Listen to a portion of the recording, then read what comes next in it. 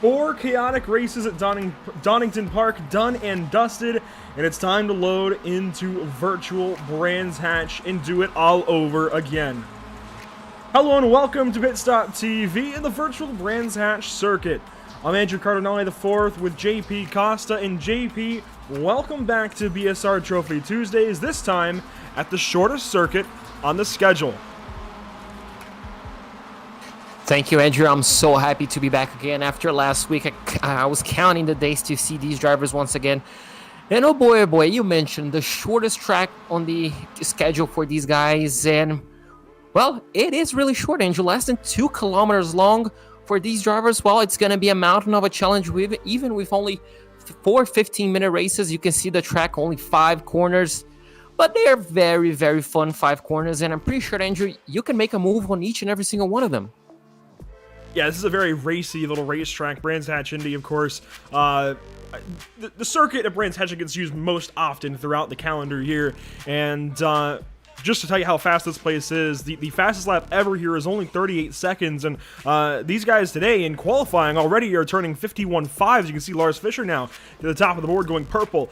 These guys are going to be quick here, even in Miatas that tend to be thought of as underpowered. The inline 4 only puts down so much horsepower, but these cars are quite quick around here. They can take corners, obviously, very nicely. A fantastic little sports car, so very, very fast. The NASCAR Euro Series, for example, a 48.3, that's still pretty quick for a road course. Being in the 48-second range, that's Lime Rock stuff. Same with BTCC, British Touring Car Championship.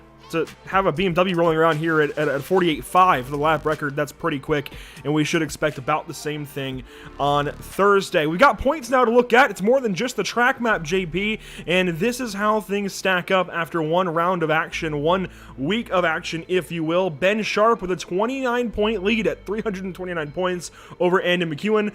Those two, I know, are really happy with their efforts at Donington Park, but know that Brands Hatch is a totally different beast. You can see the wins tallied up for James Sharp, Chris Knox, and McNally over there. Adam McNally in 11th position, and you even see our amateur leader Adam Mitchinson there in the 17th spot.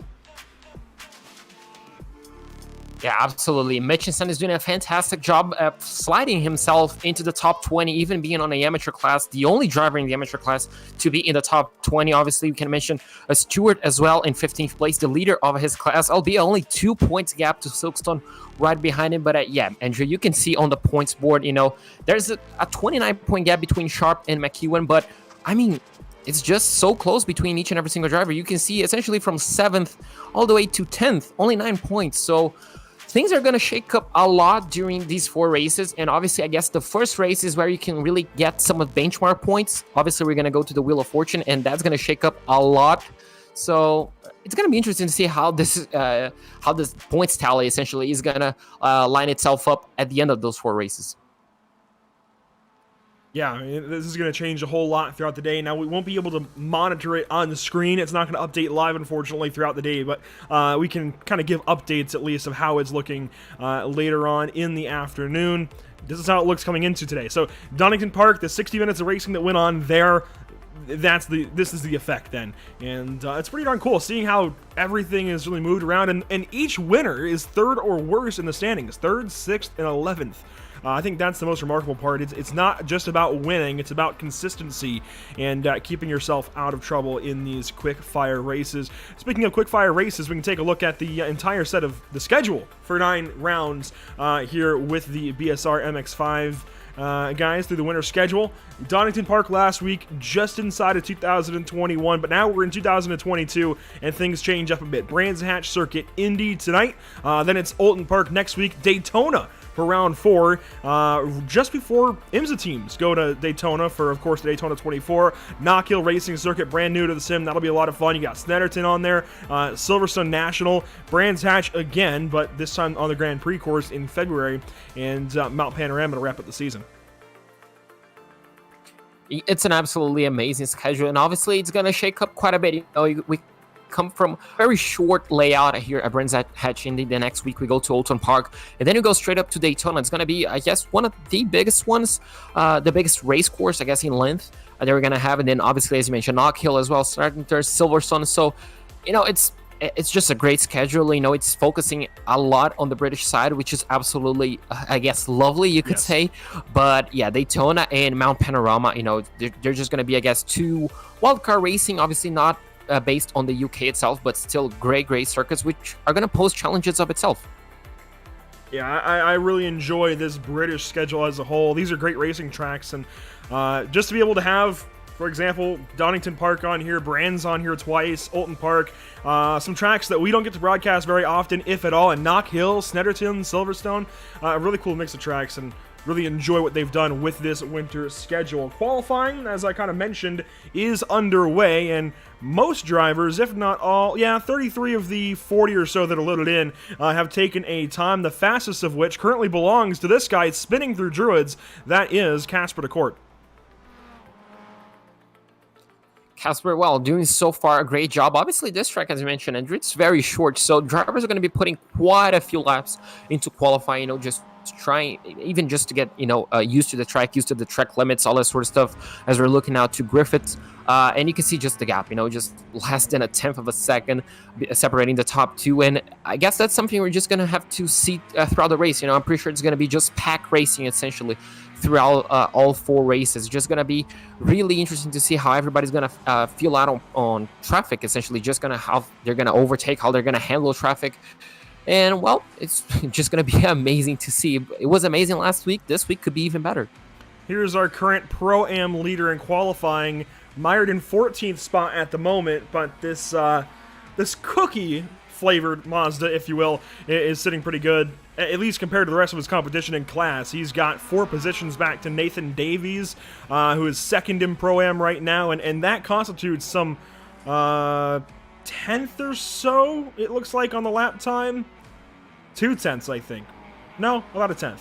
Yeah, a little under a 10th thereabouts. There's Nathan Davies actually following Paul Donkin on the racetrack. Adam Holloway is third in Pro-Am. And if you want to go back to the amateur category, Adam Height is currently your pole sitter there. He's coming down the front stretch. And we won't mention the, well,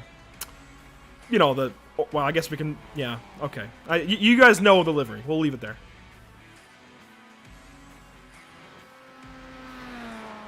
Well, and it's just going to be interesting to see, Andrew, how these classes are going to filter out. Obviously, you can see some of the drivers taking different lines. And on this track, I feel like it's one of those most forgiving, especially down into turn 2. You know, you can just take a lot of different lines. You can be, as we're going to see again, Casper de Court looks like taking the interesting line through the circuit once again. But so far, it's working for him. I'd say so. He's got some pretty quick pace, and just working on getting, I guess, those last few tenths, hundredths, really, out of what he can here in qualifying. These guys are down to 51.2s, which is already pretty quick, and you can see 3 teammates in a row there with Casper leading. Then you got Jason Cooper, and it looks like Lars Fischer a part of all of this. And Lars' number, I think, is a little bit off in the session, but will be fixed here for the following rounds today. Let's go on board and see how these guys attack this qualifying session as a team.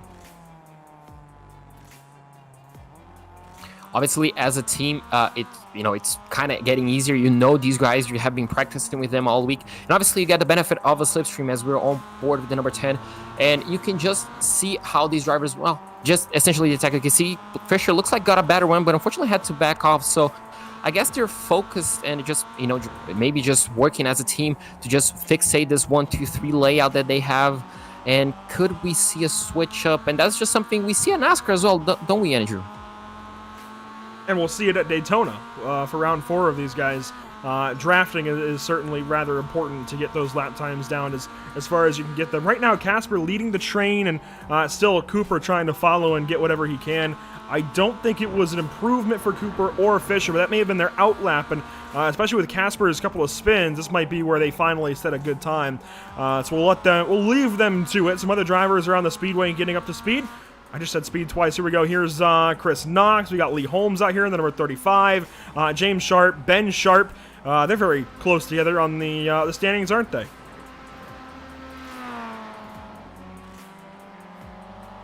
I mean, if you think about it, everybody's really close on the standings, and they're going to be close all day long. I mean, look at this train that we got right here. It's just going to be like this for the 4 races that we are going to have today. And no, it's just going to be I guess I don't even know what the term is, and it's just going to be so difficult at one point to just find your footing and overtake, but it's just going to be so fun, and it's really going to show the class of each and every single driver right here, because last week, we had plenty of overtakes. We're going to see that more again here, but the drivers are going to be much closer together. A look at Ben Williams working around the track.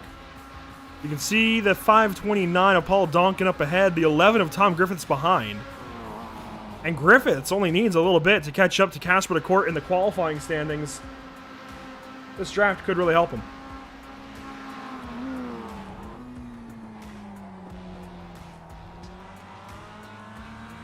Just staying on board here with Tom Griffiths, working now out of Druids. Yeah, on less than a tenth of a second, you can really get that with the draft. But I think JP's internet is not working too well for him right now. We'll continue on, though. Qualifying down to a minute and 45 seconds or so. Still here with Tom Griffiths, now working to the further end of the speedway. And I'm going to be honest, I cannot keep... I know McLaren is the entry to Turn 5. I can never recall... I think it's Clearways is the rest of the bend around Turn 5. The Indy track names really get the best of me, but Michael Seal now up a few spots, up into the 8th spot. I think jumped about 5 cars or so, and now spinning after Paddock Bend and after Turn 1. Adam Fox, one of the newcomers to the series, he's moving up. He is now to the 22nd spot. Thoratullo is just ahead of him on the timing chart, but right in front of him is James Neve in the number 7. And one final minute for these guys to get a time in. Now that is a whole lap. That's a lap and change. These guys running some, again, 52-second lap times right now for the guys that are fastest. 53s. And hey, Jason Cooper finally got ahead of his teammate right there, using Lars Fischer to get on by Casper Court. Good stuff there for the driver of the number 1.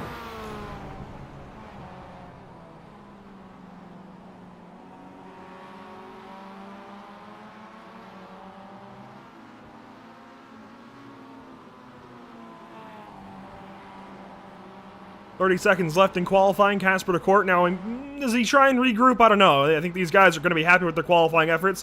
Casper does go on by Tom Griffiths, but can he do anything? He's into Druids here. He should have enough time to get this lap finished up. Adam McNally in 4th place, another one of the Excite cars, teammates with Griffiths.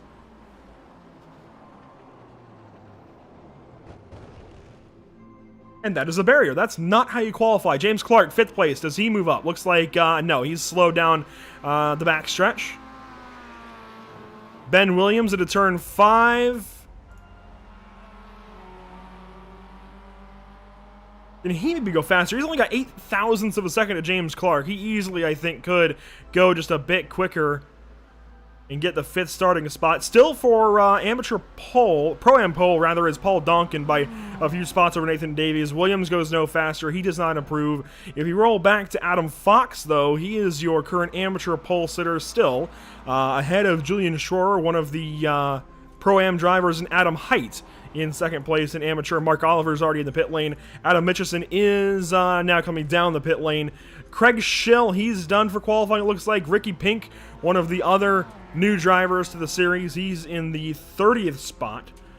And looks like, again, we should have just about 40 cars. Fiona Siddons is out there. And most of these guys are coming to an end for their lap times. Looks like Casper just finished up his final lap. He is now down turn 1 to Druids. Tom Griffiths is... Ooh, where is he? He's coming to the pit lane. So it looks like he's done with his lap as well. And really, that just leaves Ben Williams, who's also to the pit lane. So I think everybody's just about done. Lars Fischer even is into turn 3 now. And that's going to do it for your qualifying session here for round 2 at Brands Hatch Indy. We've got a grid of drivers to quickly go through. We'll see if we can get through most, if not all, of them. Starting up on pole for our first race. Remember, no inverts yet.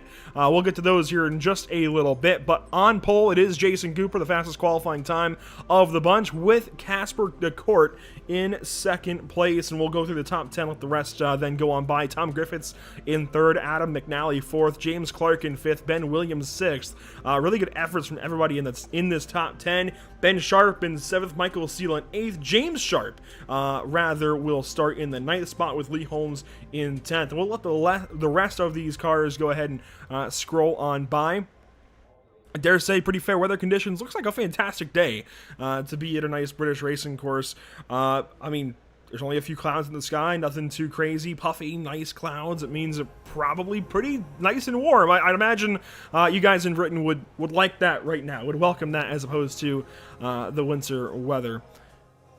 A couple of big names mired further back in the standings, at least here in the starting order. One of the pros, even Thortullo, he will start from 21st rather.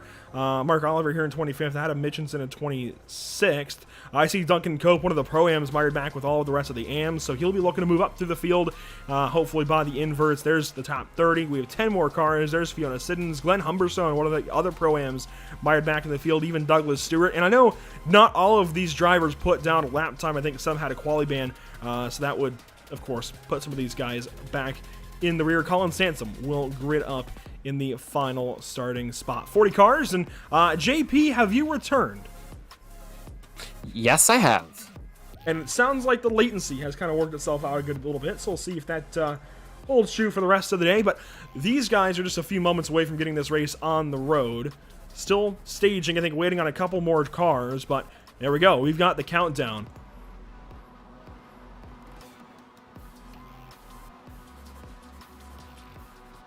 Waiting on the signal, waiting on the lights to officially go out.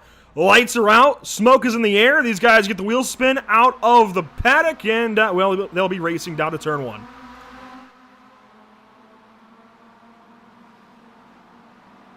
Already contact, one car wide, that's McNally. Through the dirt, everybody else, they'll work on to Druids. Looks like, just like we expected, a whole clean start for the rest of the field. Looks like everybody makes it cleanly through Druids, even turn 2. Now they're heading, the leaders are heading to turn 3. As you can see, just the mountain, just the many MX-5s heading themselves. And looks like everybody just fed it through cleanly. And, oh, it looks like maybe we had a little bit of contact on the exit of Graham Hill Bend. Well, that's a, that's a mouthful. But everybody, Andrew, makes it cleanly through lap 1.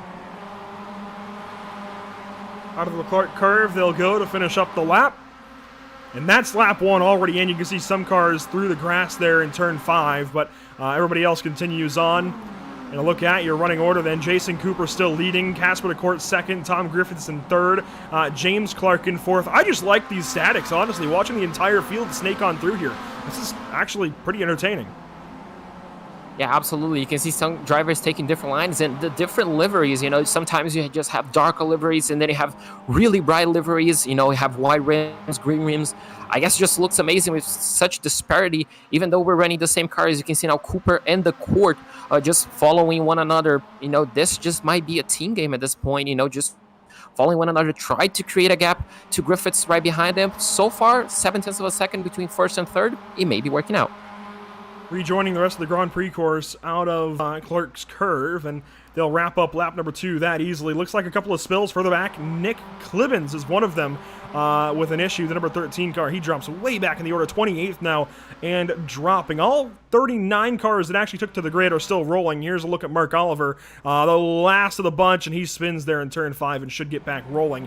Back up front, though, it's a top pair of teammates battling with Tom Griffiths right behind, and kind of wondering when is his opportunity to get on by and fight for this win in race 1. I mean, it could happen at any point, Andrew. You know, if these two start racing, you know, they start going side by side, obviously that gap is going to shrink down a whole lot, but, you know, it's just going to have to bide its time. Griffiths could try maybe line up, obviously he has to line up a move first on Casper DeCourt right ahead of him and then try his luck with Cooper, but you know, so far it looks like he has the best car, maybe on the second sector. You know, obviously, on a track this short, the second sector might just be the exit of Graham Hill Bend until the point of McLaren. As you can see, the fastest car on track. Oh, just barely. Second fastest car on track. Ben Sharp right now. I mean, that's why he's leading the championship. And we got some fighting down to Druids here, side by side. Steele trying to go up the inside of McNally. Door banging, mirrors touching there through turn 2. And they'll work to 3. And Seale's going to have to give that opportunity up. Ben Williams slots in behind with Chris Knox in 9th.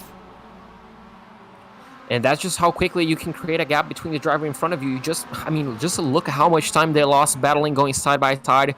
But, you know, that just allows the backpack to just catch up to them. Look at how close this, the rest of the top 10 is to them. Knox trying to fight anyway, sort of through. But, I mean, he's getting a lot of pressure from the driver right behind him as well. Ben Sharp makes a pass here, goes for 4th. gets ahead of James Clark. So battles throughout the entire top 10. Now Williams with company from Knox on the inside. Maybe contact. No, contact there, certainly.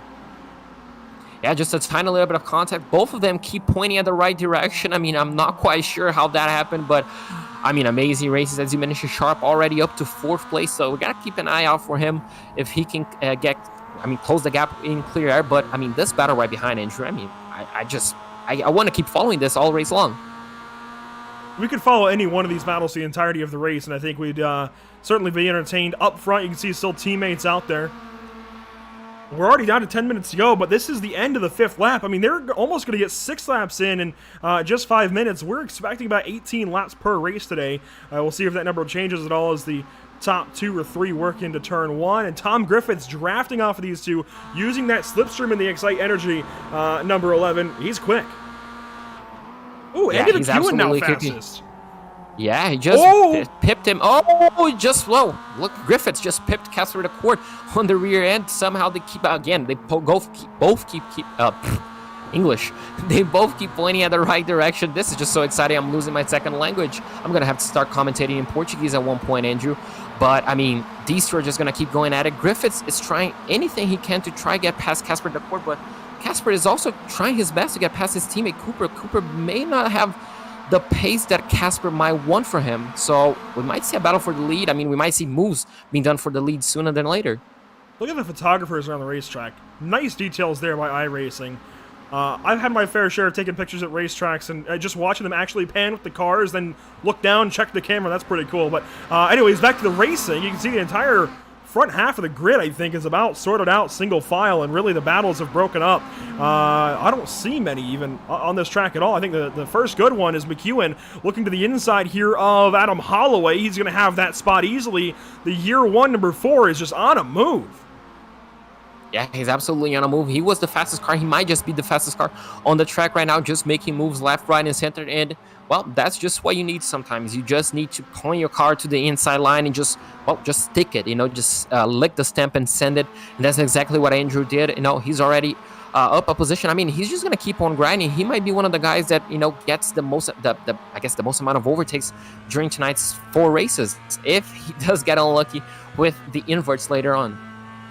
If he gets lucky with the inverts, he could easily start up at the front of our next race, and with the pace he's showing today at Brands Hatch, could easily have a pretty good day on his hands in the points. He's already pretty well off, I believe, coming in second to Ben Sharp, so already a pretty good start to the season, but this is only going to look a little bit better as Michael Seal starts to size up, it looks like, Adam McNally.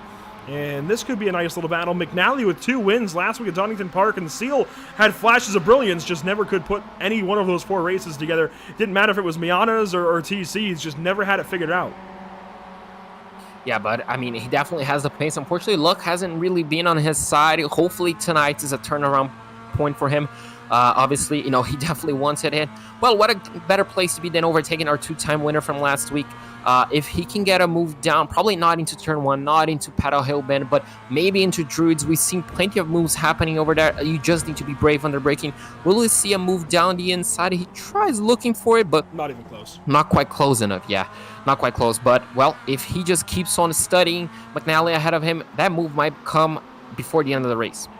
Yeah, he's got to get something figured out of turn 1. He's got to get back up the corner and get a good launch down Paddock Hill Bend if he wants a shot at passing McNally. I don't know that you're going to pass him anywhere else on this course. Even down here into McLaren and Clearways, I don't know that it's going to happen in turn 5. James Sharp, though, is on the defensive now, letting Lars Fischer on through, and here comes Lee Holmes trying to fill that spot as well. This is all for about the 10th spot. In fact, Lars Fischer in that 10 car now occupies the 10th position. So the 33, that is Sharp. He is 11th.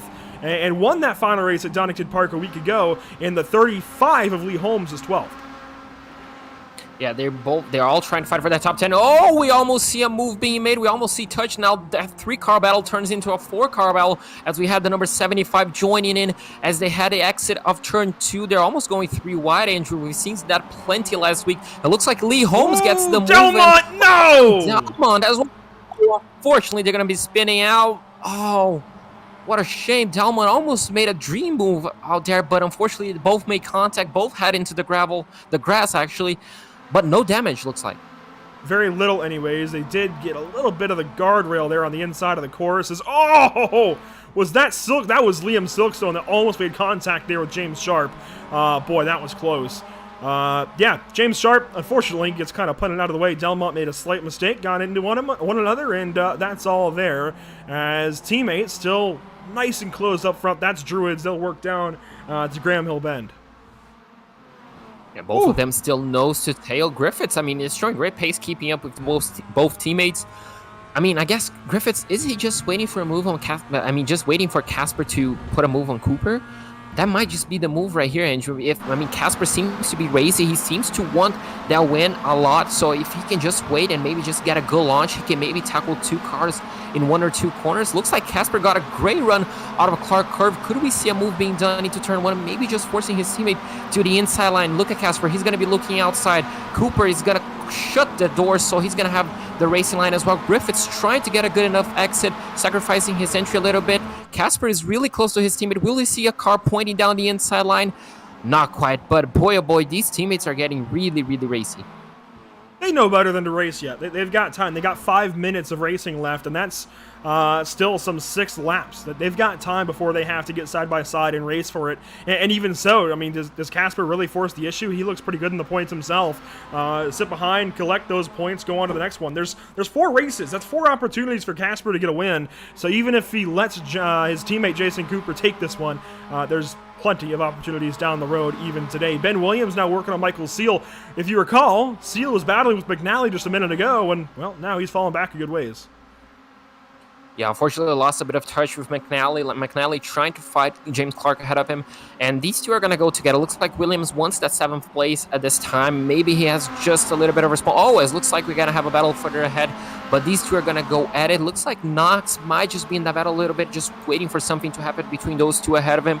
We saw that plenty last week. This could be something to look out for. If you're the third car on that battle, just wait for the 2 ahead start battling and just, get the best shot. Just allow them to drive themselves out of the road and, well, get 2 free positions. But looks like that's not something, we see until the last lap, is it, Andrew? Oh, these guys are getting racy. Turn 5. I just saw a lot of yaw there coming through Surtees, and Ben Williams now on the inside, just barely sets the slide right to the inside of the 57. Side by side, mirror to mirror, they'll work down the front stretch. That was good stuff there from Ben Williams. Quality move. Yeah, absolutely. And he's going to have the inside line. That's going to be moved done into turn 1. Now the question is, just don't go too wide. And, well, he doesn't, but the 57 might just get a run back. Oh, yeah, a stopped car. Oh, as someone was stopped nearly on the entry of Druids. I'm not quite sure who that was, but, well, coming back to this, Williams, well, absolutely made it work. I believe that was Mark Oliver. The number 999 that was stopped on the inside of turn 2. We'll let that be, though. This battle too good to leave for the moment. They'll work into Surtees. Williams has got that spot. Seal wants it back. Yeah, Seal absolutely feeling the mirrors. Look at that, James Clark. Contact. James Clark. Oh, yeah, my goodness. Clark. Ben Williams is flipping through Clark's curve. Oh, that's going to be a disaster. Unfortunately, made a brilliant move. Oh, this car's going to be stuck upside down as well. Unfortunate for him. Oh, that is just heartbreaking. Chris Knox sent to the pit lane as well. Here we go. 2.5 minutes to go. And while that happened behind, these two stay nose to tail. Ben Sharp now gets away. That may be a protest coming to Ben Sharp in the coming days, unfortunately, because there was contact. Obviously, we didn't see it. So that's why I say it may be a protest. Wish we could have gone back. But I mean, these happen so fast that we really can't go back and get a replay. We've missed the end of this race. Lee Holmes has a problem. Nathan Davies. Oh, as we do have even more problems, and just like last week, Andrew, on the final few minutes of the race, everybody's just trying to scramble for position. And, well, this stuff happens. It's just racing. As we cut once again back to the leaders, now we cut a bit further back. I mean, we just have battles left, right, and center. We cannot follow all of them, unfortunately. Dan Mold into the pit lane. Likely out of a meatball for wheel damage or a penalty for incidents, as he will come in and take a pit stop. Our top 3 then, this is where things could start to get interesting. You wonder, how does Tom Griffith set this up? He's got to pass not 1 but 2 cars here. I mean, he just has to wait, I guess, for them both to be battling. I mean, I'm not quite sure if you have enough time to tackle both of them in one lap. Essentially, you have to really be bold and really try to maximize everything. I mean, he had 15 minutes of just staring at the back end of Casper de Court's car. I mean, at this point, you gotta know his strengths and weaknesses. Just have to play the best car that you have at your hand right now. But, I mean, those two ahead are battling. He may just be biding his time. 1 minute to go. That's 2 laps. Here at Brands Hatch Indy, the top 3 still working through. And they've got lap traffic ahead. I think it's reasonable to say they could be there by the end of this final lap. Griffith's following through. A bit of a missed corner there for Casper, but no worries. And obviously Casper is, Casper is on 4th place. Griffiths is 10th place in the championship. This is the first of 4 races, but this might be the best race to just guarantee some points. Now, do you go for it already early on in the race? Or, do you just wait until the final and 4th race? You just take it easy? Do you risk it all? What is going on through these drivers' heads? If I'm Casper, I'll take a poke here into Druids. I'll set up turn 1 and try and get a run and see if I can get side by side with my teammate for Druids. Because even if he gets to the inside, or if it's the outside for Druids, he's got the inside for turn 3. If it's the inside for Druids, he's got the inside for turn 5. So try and set him up now. I don't think that's going to happen. Jason Cooper, a much better corner. They'll fight now to 1. Does Tom Griffiths do anything? He's too far back. And now you've got lap cards side by side. Cooper slips up. That opens the door for Casper to look. Does not take it. Does he try the inside for 3? No, he'll stay behind. 2 lap cars side by side. Now they're single file. Down the Cooper straight for the final time. And we'll work to turn 5. Both lap cars, they'll yield. We'll work into turn 5. Here we go. Cooper's got the lead. And it looks like Casper de Court playing a bit of defense. Sitting back from his teammate. Allowing for a bit of a gap. And out of turn 5. That's it. That is race 1. Done for these top 3 anyway. Jason Cooper first. Then it's Casper de Court and Tom Griffiths. Absolutely amazing race for these 3. They all 3 cross the finish line. Ben Sharp is going to be finishing 4th. Seal and Fisher 5th and 6th. Clark is going to be finished 7th as McNally in 8th. McEwen in 9th. And it looks like Neve is going to be finished off in 10th place. Wow, Andrew. Holloway was close. Yeah, absolutely close. Nearly a photo finish. We're kind of getting used to that in road racing, aren't we? Yeah, we're going to have to start taking a little more... Well, I guess we'll have to start setting up more photo finish cameras then as these guys work on through. You see the entire field coming through. As per usual, as we picked up with the rhythm last week, let's look at that finish across the line. We will let these guys all finish their race, then go to the invert, get our invert set on our spinny wheel, and then we'll go ahead and get through results. Colin Sansom and Michael Leese will finish up their races 32nd and 33rd.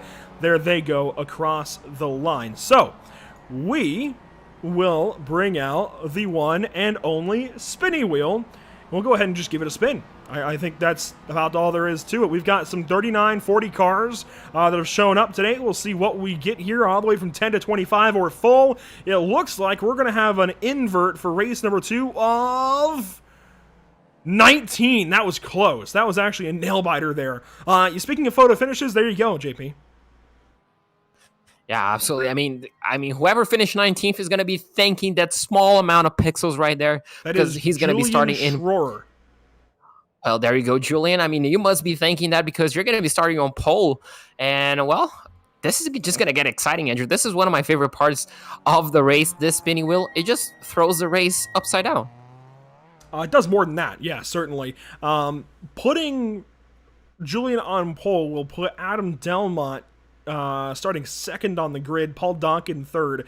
Let's pull up the results and get a full look at things. That means Jason Cooper, fresh off a win, will start 19th here in race number 2. That's what I love about this. An invert of 19 now puts Jason Cooper all the way back to just inside the top 20.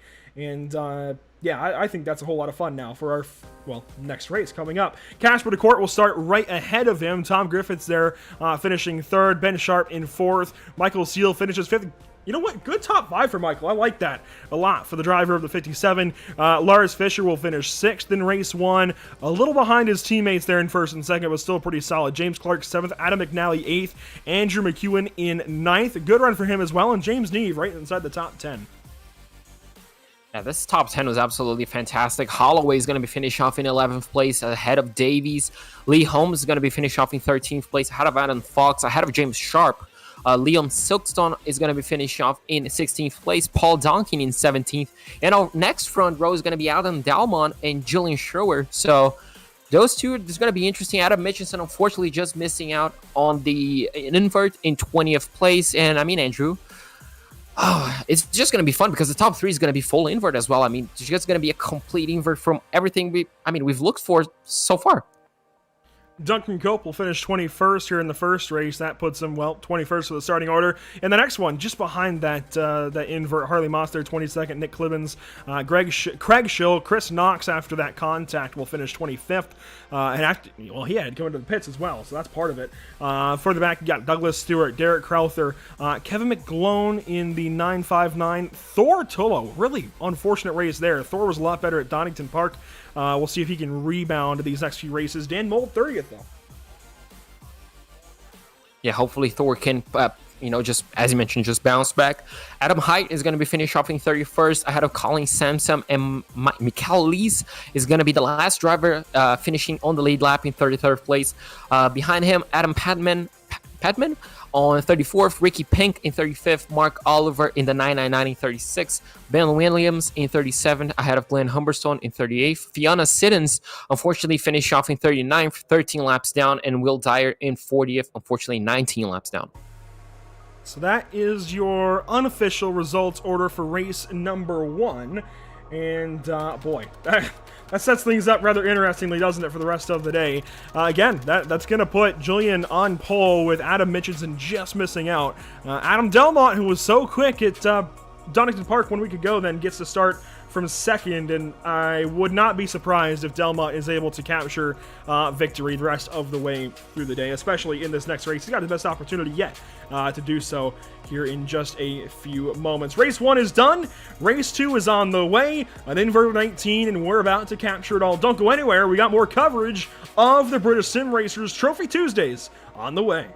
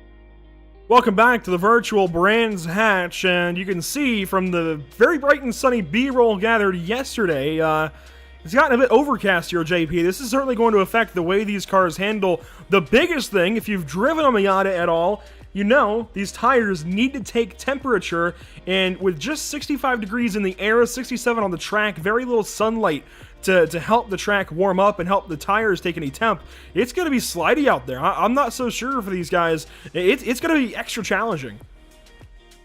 Yeah, absolutely. These drivers are already being challenged actually by the invert, and obviously now another challenge thrown at them. You know, this is classic British weather, so I'm pretty sure they might just be used to it. But you know, obviously, as you mentioned, tire temperatures. You know, everything needs to come together on the first few laps, so it might see just a few more mistakes. You know, just driving running a bit wider. As you can see, some drivers already unfortunately on the grass. So just an overall lack of traction, isn't it? And we went from that nice, sunny, kind of summer day weather to, well, it's not winter because the temperature only goes so low, but yeah, it's much different in the sim, isn't it? And it's a little bit later in the day, so the clouds have moved in. And that's what I like about this as well. It's separate sessions in iRacing, so the weather changes, the time changes a bit. It just feels almost like an actual day. Say a quick moving weather system is moved in, like we've seen at least across the U.S. I'm not sure about British weather. I'm not going to pretend to be an expert, but at least in the U.S. we've seen these quick moving storms sweep across the country, and it kind of feels like that now. It's just so cool. Like, hey, yeah, it was cloudy and snowing yesterday morning and then sunny by noon, and it's kind of the opposite here. And you know, that's I guess I mean, you put it perfectly. This just might be what British weather look like. It feels right realistic. now. You know, it certainly does, and I'm interested to see what the next two races after this one will look like as well. I mean, it might just stay overcast. It might just even go darker, or we might just have clear skies, and that's just going to be throwing drivers off, you know, throughout those, I guess, temperature changes, those weather changes, and well, the track is going to become more difficult or easier depending on the weather. Lap 1, turn 1 is going to be a mess. I think that's accurate to say, and I don't mean that in any bad way, but I think lap 1, turn 1 will be the most frustrating, most challenging corner for these guys the entire race. Just no heat in the tires off the start. They're honestly, you might want to start as easily as you can here, not load up tire temp in the rears, because then they kind of turn into basketballs, and you lose all your grip heading down a corner like Paddock Hill Bend, and you might be backwards as opposed to pushing off. I'd rather push off. Oversteer is a lot more understeer. Back up. Pretend that didn't happen. Understeer is more controllable than oversteer, and I'd rather be tight heading down turn 1 than loose. I mean, absolutely. I'm pretty sure whenever you're thinking about, you know, just going off the track, you know, going to the gravel in the grass, that you have absolutely no control of the car, each and every single one of these drivers are going to be choosing understeer. So just as you mentioned, just taking a little bit easier on the first few laps and then really attacking as soon as the car is all balanced might just be the name of the game. But obviously we're going to have drivers, you know, just fighting for positions right now, you know. Obviously we have some drivers that, you know, just want extra points. So turn 1, even lap 2, I guess turn 1 could be very, very interesting. Yeah, just the way the track falls away from you there heading down Paddock Hill Bend. It's going to be rather interesting to get this one started off. I'm surprised the headlights aren't turned on for these guys as well, as dark as it feels out here at the virtual Brands Hatch. I'm excited to see how Oulton Park is going to go next week. I just want to throw that in there. I'm really excited for Oulton Park. That's a track that has recently been made included content here on the sim, and it's just so much fun. It's so difficult to drive in faster cars. These Miatas should be a little more simple, but we'll see how it goes. Waiting on the red lights to extinguish, waiting on these guys to get those rear wheels spinning. Red lights, waiting on green. Green flag is out.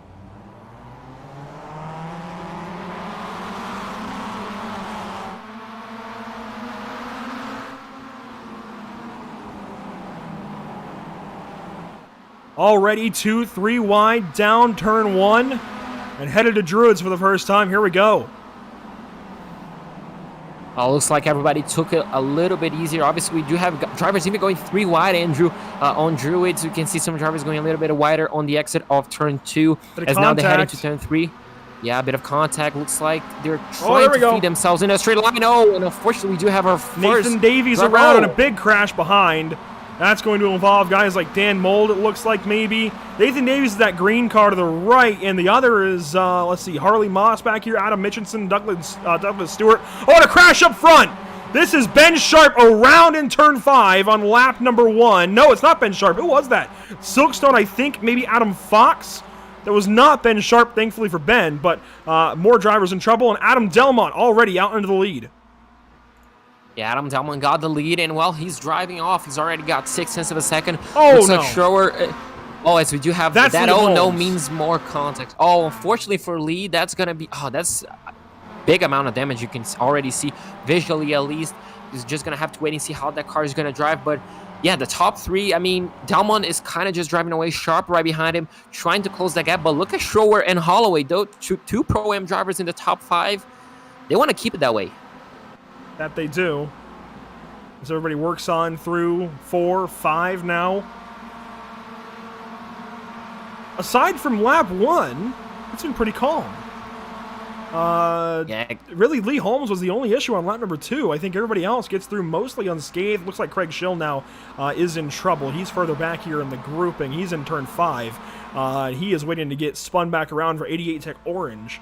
88 Tech has really upped their program here for BSR. They've really added a lot of cars this week and have just upped their presence as a whole. Good to see that from a team getting some notoriety here in the British Sim Racers. Here we go, though. Battle for the lead. It is the 77 and 33, Adam Delmont and James Sharp. They're going at it. Yeah, they're going at it. I thought Delmont was kind of going to drive away, but looks like, well, that's might not be the case early on. Looks like Sharp got his tires up to temperature a little bit earlier. He got the pace right now, and he definitely is closing in. That gap might just be a matter of time till we see that move happening. Is he going to force Delmont to go defensive already into turn 1? Yes, he is. Can he go alongside just enough to compromise Delmont's line? He goes fastest. Look at it, 51.6, and, well, he's just going to go at it. Unfortunately, he gets compromised into turn 1 exit. It might not be close enough to make a move into Druids, but he's making his presence known. We got side-by-sides behind these guys. Here we go, McEwen and Sharp. Two of the most fun personalities, I feel like, in this series doing battle down Druids and turn 3. Oh, my goodness. Good move there from Ben. Andy gets in behind and is now going to have Michael Seal. So 3 of the more fun personalities, I feel like, at least that I've interacted with, going into Surtees here doing battle.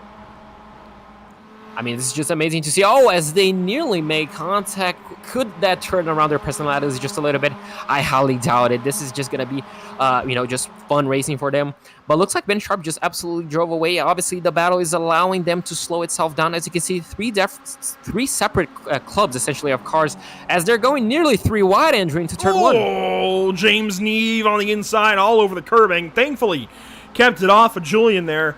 That was almost dangerous through turn 1, and you can see a battle here. Oh, that was a send and a half from Jason Cooper.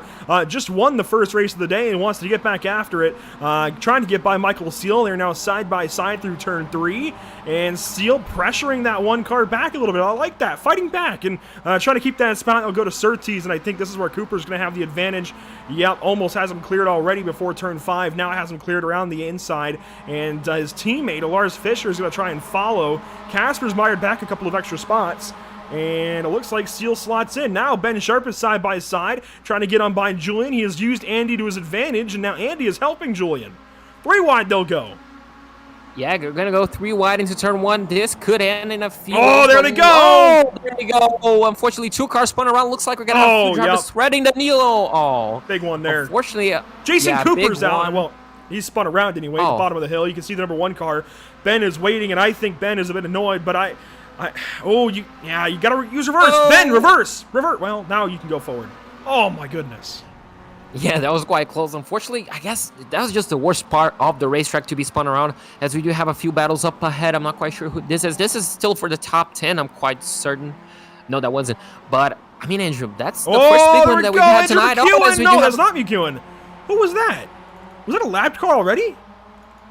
Yeah, I'm pretty sure it was. The top 10 did not move in timing.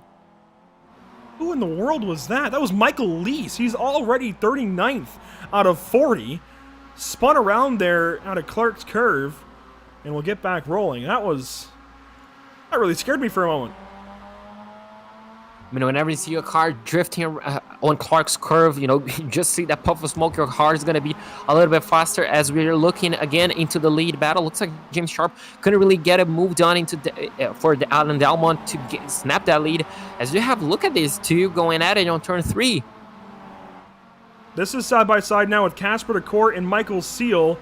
Seal is used to defending from this team, but now it's Casper as opposed to Jason Cooper. And Chris Knox, that was interesting into turn 5. Gets up the inside of Lars Fischer, gets that spot. That now puts Lars right in front of James Clark. Tom Griffiths is there as well, and Nick Clibbins is bringing up the rear of the entire group. There's 7 cars in a battle here. Yeah, don't count Knox just yet. He's being opportunistic. He's just allowing those 2 car battles ahead of him just to slow them all down and just getting a move done. Looks like those 2 are going to go together. Casper Court, Casey going to be forced around the outside of Jude's. Can he get that move done? Knox is going to be trying. As they make contact, the court's going to be forced to the outside. They're going to go 3 wide on the exit of turn 2. They're going to go 3 wide into turn 3.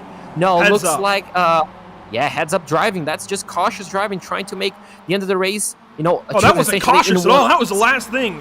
Cautious is the last thing that comes to mind there. That was just self-preservation, I suppose, as far as, I guess, seeing an opening. And yeah, that wasn't cautious at all. That was just, thankfully, heads up. Knox allowed Casper to get over finally by turn 3. Casper gets the spot. But furthest thing from cautious. That was a door bang down Druids.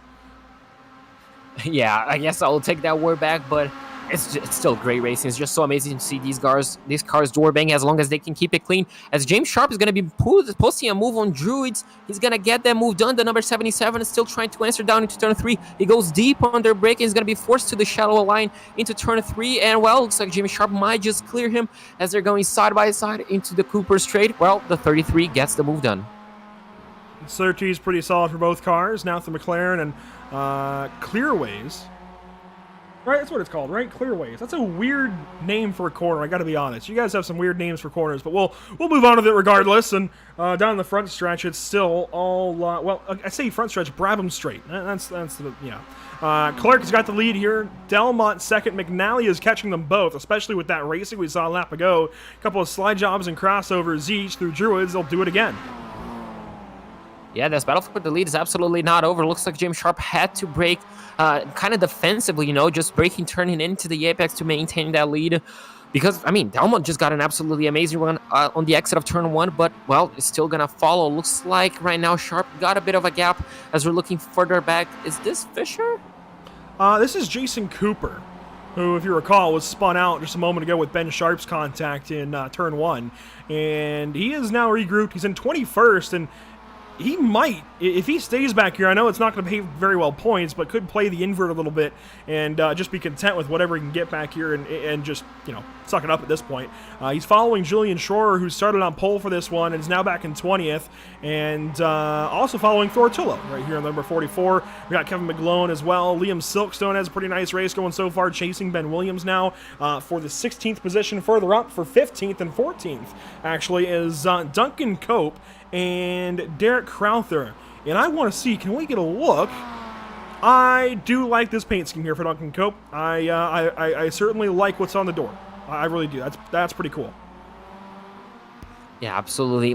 That's just, as you mentioned, that's a really cool livery. As you can see, National Autistic Society. Just nice to see some of those logos on a race car. Especially just racing. You're taking away a spot from the sponsor just to bring a heads up to autistic people, and that's just amazing. I would give a round of applause to that, Andrew. I would say so. Unfortunately, he's going to do a spin out of 5. Doesn't hit anything. Good catch. But yeah, I would. But unfortunately, I've got my hands full with a mouse and keyboard and getting this all going here. Is he will get back on the track, and again, he could play the invert a little bit and kind of suck it up and accept that this race has not gone his way. And look at that. You can see Ben Sharp in the distance in 24th spot. You never want your car number to match your position unless you're number 1. Yeah, I was just going to say that. Unless you're number 1, that might just be the dream deal. But unfortunately for him, it's just not quite went this way, his way, actually. After that small contact, just threw himself out of the race. But as you mentioned, the invert game can still, shake up a lot in race number 3. So a few of these drivers still have a lot to play for. As we're switching it back, looks like that's still for the top 10. And well, they're really close together. Just barely. Up front, you had those side-by-side cars of Knox and Seal. Now Knox ahead of Seal properly, and it's going to be Griffiths up the left side, maybe of Lars Fischer. Yes, Fischer tried to go the inside of Seal. Now Griffiths has the advantage. Up to Druids they'll go. We're on board here with James Clark in the number 20, and Clark right down to Apex. Good corner there for the number 20. Yeah, great corner. He's just waiting. He's biding his time to see where he's going to be feeding. Looks like everybody feeds it through in a straight line. So unfortunately for him, not really a free spot for the taking just yet. But I'm pretty sure, I mean, look at this train. I mean, a move has to be done sooner or later, because I'm pretty sure each and every single one of these guys are going to be taking the extra points for the positions right ahead. And, well, Clark definitely seems to be racing. He got a great exit out of the final corner. He's going to be going down the inside of the Brabham straight. And, well, that just might be move done into turn 1. That's that spot there for Clark on Lars Fischer. And now that opens up the door for Nick Klibbins to maybe catch back up and get into this battle. Seems like Klibbins is just fast enough to hang with him, but once they get organized and start to run a little bit faster, he can start to take off a little bit as they work into Druids once again. Leading this group is the 5 of Casper de Court. That is 7th spot. Chris Knox is 8th. The 57 that we're focused on there is 9th. That's Michael Seal. And Tom Griffiths rounds out your top 10. The Swift Cooper, number 20, is 11th. And that is the blue and white car there in the number 20 that we were following just a few moments ago. Really, things have calmed down. There is a battle starting to take shape here, though, with McEwen and Holloway and even Neve catching on to these guys. This is 4th, 5th, and 6th, and McEwen's going to have a look. Going to take that inside line, pop the curbing a bit, and take the spot away. Good stuff. Yeah, he took the spot away. That's how you make a move into turn 1. Oh, it looks like Neve is trying to essentially get something back. Can he go around the outside of Druids? Looks like not quite, but, well, I mean, that's just as clear-cut as you get a move into turn 1. Adam Delmont now loses, I think they're starting to, yeah, this is side-by-side for the race lead. He had gotten the lead for a moment, now back on the inside, and oh! Whew! That could have been not great. We'll leave that there, I suppose. James Sharp leading the race. 2 minutes to go. That's about 3 laps thereabouts. Yes, we'll get 3 laps to go, this time by the stripe. You see Sharp, Delma, and McNally. That's your top 3. Further back, you'll see McEwen pop into frame there, along with Holloway and Neve. And Holloway is a Pro-Am driver in 5th spot, so a good day looking for him, as he's got company from Neve. Good day. I mean, that's just an amazing. He's holding his own amongst the top. I mean, amongst only pro drivers. That's absolutely amazing. He only has 4 seconds of gap to the leader. So, I mean, absolutely amazing race by Holloway. Unfortunately, he lost 4th place. But, I mean, if he can hold that top 5, Andrew, I mean, this might just be the driver of the day. Or at least of race number 2. Really solid stuff. And it's kind of like William Coffey in the North American Racing League, isn't it? Where an amateur driver just quietly moves on into the top 10 or so. We've seen that multiple times, haven't we? Oh, absolutely. It's a Pro-Am driver and amateur driver, you know, just sliding, as you mentioned, just sliding themselves quietly. We don't even know it's there, unfortunately, until we look at the timing and we see, oh, that blue doesn't really belong there, does it? No, it sticks out with the white numbers throughout the top 10, but it sticks out in a good way. This is a battle for the race lead. 2 laps to go, and Delmont now has to look around the outside for Druids. We're hanging right on that left rear as he crosses them up for, oh, the Graham Hill. Oh, all kinds of jumbled words there. Sharp got loose. That's what I was trying to say. Bit of oversteer in the rear, and I thought maybe we'd have a challenge down Graham Hill, but no. No, not. Looks like Delmont, after losing that lead, he's just biding his time to attack on the final few laps of the race. Hopefully it's not too late to attack. You know, he still has 1 lap to go as we're going to enter the final lap of the race. Don't count McNally just out just yet. You know, he's just biding his time. He nearly made a double move a few laps ago, but unfortunately had to back off. It's all or nothing now, Andrew. White flag presented by Tucson Sound Art. Watching the number 77 of Delmont work around the left side now for turn 1. He's just almost there. Nose to tail. He sets up now for the inside for Druids. Sharp can't cover it up, so the 77's on the inside. Has got the corner right on Apex. Just even through the center of the corner, and I think he's got the spot now. They'll go to 3. McNally's going to have a go of the inside. He gets the nose there, but the door is shut on his toes, and they'll fight down the Cooper Straight. Amazing defense by Sharp. Somehow he kept that 2nd place clean. Can he get a good enough run outside of Clark Curve to get the lead? Looks like he's opening the corner. He's trying to get a best exit possible, but looks does not be enough as he's defending from McNally. Adam Delmont is going to be snatching the lead on the final lap to win race number 2. The battle for second place. Who is going to be finished off? It's going to be a photo finish. Looks like Sharp just got him. And it's McEwen, Holloway, Neve. Casper DeCourt will come along there with Knox and Seal in tow. Then Griffiths for your top 10. Clark 11th. Lars Fisher 12th. Nick Klibbins 13th, and some more coming on through. We've got the first 17 cars are finished up. We'll let everybody, of course, finish up their race. Here comes Ben Sharp. He moved up into 18th. Fiona Siddons into 19th now. She'll come across the line momentarily. Here comes Fiona there. Jamie Guilford, Thor Tulo across the line, Adam Height, Mark Oliver, Duncan Cope rebounding after his spin. Julian dropped all the way to 25th, my goodness. Yeah, unfortunately, his race didn't go his way. Hopefully, with the invert, he gets a second chance to essentially get some points. But, I mean, what unfortunate circumstances for him starting on pole and unfortunately dropping all the way outside the top 20. Just didn't go his way. But, you know, everything could change right now, Andrew. The wheel of fortune could be his fortune right now. Spinning wheel back up. Let's see where it lands. 19 maybe again? Yes, 19 for the second spin in a row. Did not think I'd see that, and it flipped the side of the wheel, didn't it? Because last time it landed on the 19 that's just past the 17, and now it lands on the 19 that's just ahead of the 23, and almost had enough to carry to 23. So 19 again. I did not think we'd see that, but maybe we'll take 19 off the board for the next one, and we'll put another number in there, see what we can get for the final invert of the day. We'll go into race number 3 then, again with the top 19 inverted, and you know who that puts on pole? Would you like to guess? I don't know who's going to be on pole, but I'm pretty sure Ben Sharp is going to be second. I was going to mention that. Yep. Ben Sharp will finish 18th and start from second then in race number 3. Almost at race 2 again. That tentatively puts Fiona Siddons on pole for race 3. So that's how that works out then. Julian the first time, now Fiona Siddons. And these drivers that just kind of sit around and have a quiet day now have an opportunity to move up. That's why inverts are so good in racing like this. Adam Delmont with his... finally, I think, getting a redemption win from Donington, certainly, after that incident that, really changed the entire shape of the day. James Sharp second, Adam McNally third, Andrew McEwen fourth, matching his car number. I guess that's a time that you want your car number to match your position, doesn't it? Or isn't it? Adam Holloway fifth, James Neves sixth, Casper DeCourt seventh, then Chris Knox, Michael Steele, and Tom Griffiths round out your top 10. They will all start from 9th on down to 19th here in just a few moments. Or 10th on down to 19th, rather, yeah. Yeah, so yeah, just as you mentioned, number 4 finished 4th place. I guess that's another match made in heaven.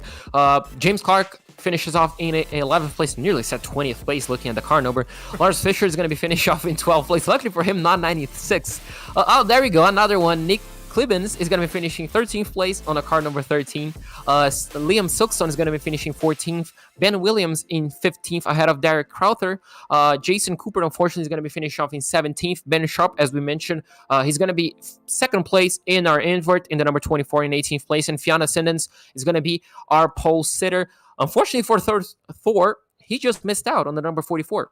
Just over a second as well. Could have been in that fight maybe with Fiona if one or two things had gone differently for Thor, but finishing 21st in race number 2, that's Jamie Gulliford, I think. There for Jamie in the 599. Adam Height finishes 22nd. Mark Oliver in 23rd. A good turnaround, I think, for Mark. Duncan Cope, 24th. Julian there drops to 25th. Adam Mitchinson, Harley Moss, Craig Schill, Glenn Humberstone, and Kevin McGlone will round out your top 30. Finish off in 31st place, we're going to have Ricky Pink a lap down, Lee Holmes, Dan Mode, and Colin Sampson 2 laps down in 32nd, 33rd, and 34th, respectively. Adam Papman is going to be finished off in 35th, Nathan Davies in 36th, 12 laps down. Unfortunately for Adam Fox in 37th and Mikkel Lees in 38th, both of them are going to be finishing 14 laps down, and Paul Donking and Douglas Stewart 15 and 18 laps down, respectively, in 39th and 40th place. So 40 cars again for round 2 on the day, race 2 on the day, as opposed to round number 2. And the driver that is going to start on pole here in just a few moments and ready to talk to you, JP, Fiona Siddons in the waiting booth. So, Fiona, unfortunately 19th place on race number 2, but pole on race number 3. How does that make you feel? I am very happy with pole, and I'm happy with 19th because that was the first of the AM runners. So it's an AM victory for me there. I mean, yeah, I'm pretty sure you'll take an amateur victory because as I'm looking, you're second place on the championship on the amateur class. So, I mean, taking points left, right, and center is going to be good. And how are you feeling? How is Brands Hatch treating you so well? It treated me well that time. Race 1, I got taken out coming onto the start-finish line. 2 cars crashed. I went inside to avoid it and it slid across into me.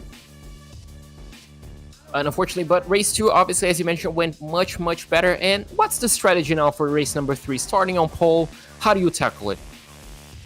I've just got to pick my battles, watch out for the AM drivers and fight them, and anybody else I can just go. Not easy, but we can go. Absolutely. Well, I'm gonna be wishing you the best of luck. I hope we can talk to you at the end of the 4th racers. But before I let you go, who do you have to thank so far for your races? The old Matthews Logistics team got 2 new drivers in Adam Petman and Ricky Pink tonight to join me, so thank you to them for joining, and Jordan Serrett for the paints, what he's done for us. Well, absolutely. And with that being said, Fiona, I'm gonna let you focus on race number 3 because having a clear track ahead, I'm pretty sure you're gonna have a lot of thoughts looking at your rearview mirror. Yeah, definitely. Well, with that being said, Andrew, that's Fiona Siddons, 19th place on race number 2, but pole sitter on race number 3. Yeah, Fiona with a really good opportunity then to make up a lot of points. Already made up a lot of points on the rest of the AM category, and Fiona with then a great opportunity to make up even more, starting first for the entire field. That's huge then for an amateur driver to be able to do that for race number 3, which is just here in a few moments. Do not go anywhere. We've got more coverage on the way, of course, thanks to the British Sim Racers.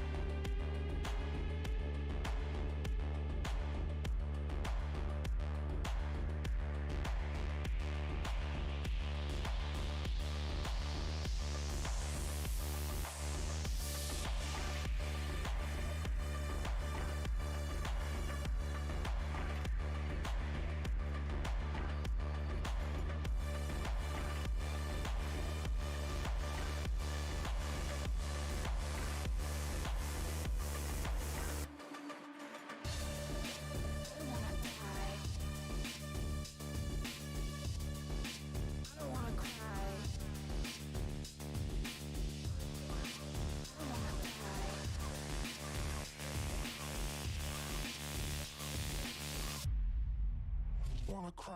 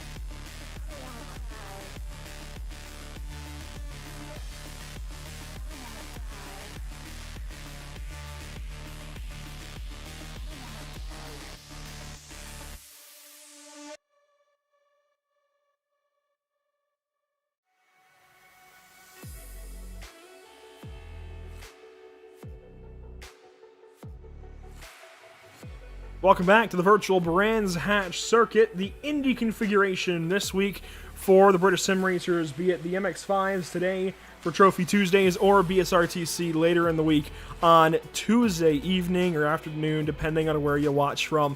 Happy to have you all here. Happy to have our partners along for the ride as well. Of course, Tucson Sound Art, Permanent Makeup and Cryo in Maine, Whiplash Media, BAM Racing Videos, the whole lot of them, and everybody that makes everything happen for the British sim racers. JP, we got a lot happening here at Pit Stop TV this week. Not just British sim racers. Here's a look at the rest of the schedule throughout. Of course, well, only 2 more broadcasts, I suppose, this week, but within the next week, we cycle back around and get the BRP iRacing series on Monday from the Linear Raceplex out of Braselton, Georgia, and then we wrap back around with British Sim Racers again next Tuesday at Olton Park. So it's really, really busy. We stay busy. Believe me, I have. And it's going to be a whole lot of fun. Again, we got the North Classic tonight. That is, I mean, that's unprecedented. 3 weeks ago, we didn't know that we were going to have the second annual Nork Classic on Pit Stop TV at all, and now we do know that it's happening. It's tonight, 6:50 p.m. Eastern. Emerson Arden and Caleb Gladney will take you through the coverage, and then Thursday, we kind of rinse and repeat with these guys here, but then touring cars instead. I can't wait. Oh, I mean, neither, Andrew. This has been so much fun with the MX-5s already. And with the TC cars, I mean, the touring cars is going to be absolutely amazing. I mean, Thursday can't come soon enough. And obviously, you need to follow us on each and every single social media to make sure you don't miss out any bit of these action. Let it be Nork, let it be the British Sim Races once again on Thursday, or the BRP series on Monday. Follow us at facebook.com/pitstoptv, on twitter.com/pitstoptv_, on instagram.com/pit_stop_tv, and obviously on youtube.com/pitstoptv1. Yeah, a lot of places to keep up with Pit Stop TV in all kinds of regards. And especially with all these broadcasts coming up, with Nork coming up, you would have seen us share that post if you were following Pit Stop TV on Facebook. Just saying, could have seen that and got the jump on that there on New Year's. So plenty of reasons then to keep up. And even stuff like with the announcements here for BSR. All kinds of reasons then to check in and follow along with us. You can see the field getting ready to go racing for 15 more minutes this afternoon. And it's going to be a lot of fun. Where do you think the chaos happens this time? Is it down Paddock Hill again? Maybe into Druids? Maybe into Surtees when they funnel out for turn 4 and 5? Well, your guess is as good as mine, but I'm going to go for Graham Hill Band once again. You know, just as soon as the grid starts all going 2 or 3 wide, tires are still going to be quite cold. That could be an interesting point, but obviously, you know, the rest of the lap as well, even lap 2.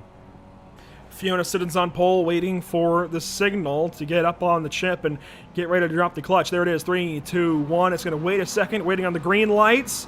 Ben Sharp outside pole, favor of the invert once again. Then it's Jason Cooper, Derek Crowther. Green flag is out. We're racing again at Brands Hatch.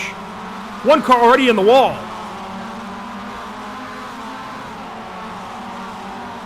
And that is Adam McNally already with problems on the front stretch.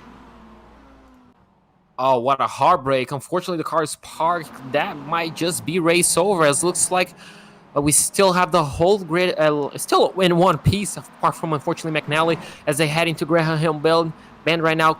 Will we see the same thing on race number 3? Looks like Yeah, looks like everybody made it through this time. So the whole grid essentially surviving so far lap 1. I mean, on race number 1, I counted too early, but looks like everybody made it through. Some drivers already making up a few places and others losing. One car wide, that's Casper around the outside of turn 5, it looks like. And one car into the pits, that's Nick Klibbins, it looks like, with some kind of penalty, maybe jump to the start. It has to serve a penalty. One car spinning in the rear, and that is, if I can get that is Colin Sansom way back there around, but we'll continue on with the rest of the field. Ben Sharp still leading, Cooper right behind him, looking really race as we're nearly going 3 wide. Fiona Simmons trying to hold down 3rd place from Silkstone. Looks like Liam might just have the edge on that, and looks like Fiona is even going to be losing the 4th place spot, even 5th place. So Williams and Fisher both get past Fiona Simmons. Unfortunately, looks like Clark as well. So unfortunately, Fiona falling down the line. I mean, he's still holding down. It looks like the outside lane, but yeah, they're just gonna have to yield that position. Lars Fisher! Water's gonna be going around, and that's gonna be a few positions. Fiona's gonna be finding himself back in 5th place. Clark is trying to find him as, unfortunately, Lars Fisher. That was a dream start until that point. Lars gets it back rolling right in behind Lee Holmes. Ben Sharp fastest on lap number 2. Good purple lap time leading Jason Cooper. He's got his work cut out for him here, does Ben. And I mean, Jason Cooper won the first race. I dare say Jason Cooper can do it again. Last time out, we had a double winner. Could this be time for Cooper to go for a double victory? Ben Sharp obviously is going to be trying his best to deny that possibility. But yeah, I mean, he goes wide out. That was too wide, and yeah, that's the move done already. So Cooper, forced Sharp into a mistake, just applying enough pressure, and unfortunately Sharp cracked under that pressure, and he's going to be finding himself in 2nd place where he started on race number 3, now having to chase down the number 1. Unfortunately for him, that lead just, well, it was, I guess, short-sighted.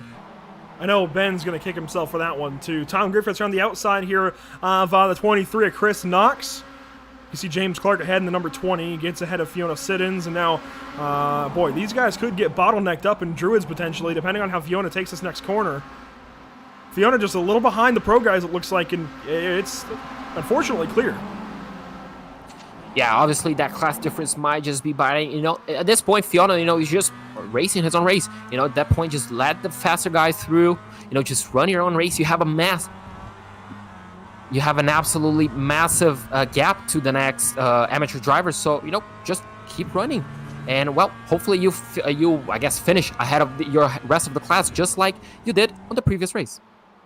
These guys work through turn number 5. Fiona a bit wide, but defending still 6th. I mean, still a really good start to this race. 4 minutes already almost over for Fiona, and still in the top 10. I mean, that's got to be an absolute win, at least for the start here, compared to finishing 19th, now running inside the top 10, defending pretty solidly. Oh, well, that's not going to do it. Griffiths and Fiona make contact, and they're collecting more and more. We've got a big one down the paddock hill bend, and oh my goodness. Drivers taking avoiding action, even going through the grass. So, yeah, definitely not over yet, but... 3 wide, wow, Fiona's back off again. Oh, Fiona's going to be feeling again, another contact. Leave on the inside. Oh, my goodness. Looks like it's finally over as the drivers now feed themselves into a straight line. Well, definitely not in a straight line, just everybody looks like we're going to have a still battle for... might be the top 10, I'm not quite certain after all that happened. This is right around it, yeah. Here we go for 11th, right. This is going to be Jamie Gulliford in 11th with the 599. Craig Schill's further back. Let's take a look at this. Side by side is Schill, I believe, getting passed by Lee Holmes. No, just in front of Lee Holmes, getting passed rather by Tom Griffiths after all of that went on. I'm still trying to catch my breath and figure out exactly where we are. I know we're in Brands Hatch, but that's about it. I was going to mention the same. I'm still trying to figure itself out. You just pulled words out of my mouth, but... I mean, that was great avoiding action from nearly everybody. We had a car spinning around to avoid contact, but, I mean, the rest of the field, barely any contact, I guess. Yeah, bumps and scrapes, certainly, but for the most part, they get through without too much issue. Casper to Court, though, battle wounds, certainly on that number 5. Let's take a look here. Well, it's not as bad as I thought. Yeah, there's some damage on the right side. Oh, look at the left front. Yeah, the left front's got a big panel gap. That's not how that car lined up previously. That's definitely a problem then for Casper. He'll work down the front stretch now. Yeah, I think this race has taken its toll on a few of these guys. Yeah, absolutely. But, hopefully it's just a little bit of aero damage, not that much, as the number 77 is still trying to find his way. Looks like past Michael Seal for 9th place. Adam Dalmon's going to be trying to look on the outside of Drew. It's not going to make it work, trying to get a cutback line and getting a better exit to line the move down into Graham Hill Bend, but it looks like not going to be close enough. Michael still closing that door. Well, and the number 77, just as I mentioned that he's going to get the move because Seal, I guess, just made a mistake, just dipped the wheel onto the grass while applying power, but somehow he's still in 9th place. That looked a bit more like some cheeky defense. As you can see, the weather just about the same as race number 2.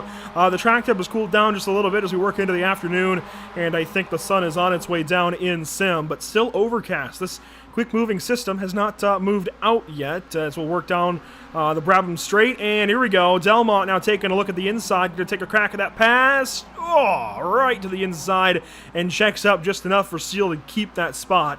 As up front, things are about the same really through the entire top 10. Nothing really happening. It's further back where you see all of the really good battling this time. And about between 10th and 20th is the good stuff.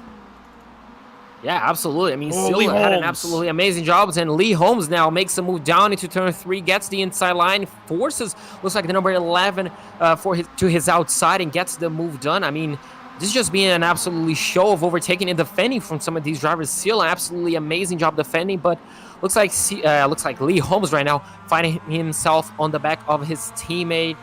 How do you tackle this, Andrew? Back of your teammate, do you take a little bit easier, or do you race just the same? Well, now they've got Gilliford falling behind, and Lee should be able to draft on by. You can see Humberstone kind of gives the draft almost to Gulliford and negates the advancement there from the 35 car. I don't know that Glenn is maybe watching the mirror at all. I don't think Glenn is worried about Lee's race. The 88 Tech guys, maybe now they can work together as Lee gets on by the 599. And Tom Griffith's just not enough room there yet. That's the 976 getting passed up. That's a lapped car. We'll keep moving as Tom Griffith's now side by side with Jamie Gulliford again. Yeah, it looks like those two are going at it again. I'm not quite sure if that was a lapped car, but a car parked, looks like on the outside of turn 3, made it work. Oh, look at Lee Holmes ahead of. He just made a move on his teammate on the inside lane. That was absolutely amazing. Good pass right there. Little ways past halfway now, a couple of minutes almost, minute and a half thereabouts, as they'll work under the flag stand and complete that lap. Up front, things are close again. Here we go. This is for the race lead. Ben Sharp right back on Jason Cooper. And I wonder, when does Ben make a move? Does he wait for the end of the race, or does he get it done as soon as he can? Yeah, that's a great question, because obviously if, the opposite happens, if Ben forces Cooper into a mistake, that's just when you make your move. But if that doesn't happen, that's a great point, Andrew. Do you wait until the final few laps just to guarantee that Cooper does not get a shot back at you? Well, we just have to wait and see. Obviously, 6 minutes to go. It's pretty much near the end of the race, the final third of the race as we're approaching the final 5 minutes. This is just going to get more interesting. I like this shot off the left side of Jason Cooper's machine, looking back at Ben Sharp. This is into Druids now. They just completed another lap, and that was lap 10 they finished up, now onto lap 11 of 18. Ben kind of just shows his nose just enough in the mirror to say, yep, I'm still here. You can't shake me that easily. Through Graham Hill Bend and down the Cooper Straight. Cooper still leading. Yeah, Cooper's still leading, and well, the gap is just gonna be stationary on 0.2 of a second. Looks like Sharp cannot really get that close, as you mentioned. He's just feeling the mirrors of Cooper, just trying to make sure he's constantly looking at the mirrors, especially under the braking zone. If you just keep pointing your nose there, eventually that pressure might just get to the driver ahead. As we're looking now back to Casper DeCourt, trying to make his way past Seal ahead. Seal did an absolutely amazing job defending from Delmont. Can he keep his 9th place intact as he's trying to hold off Casper DeCourt as we switch ahead? Looks like McEwen fighting Sharp.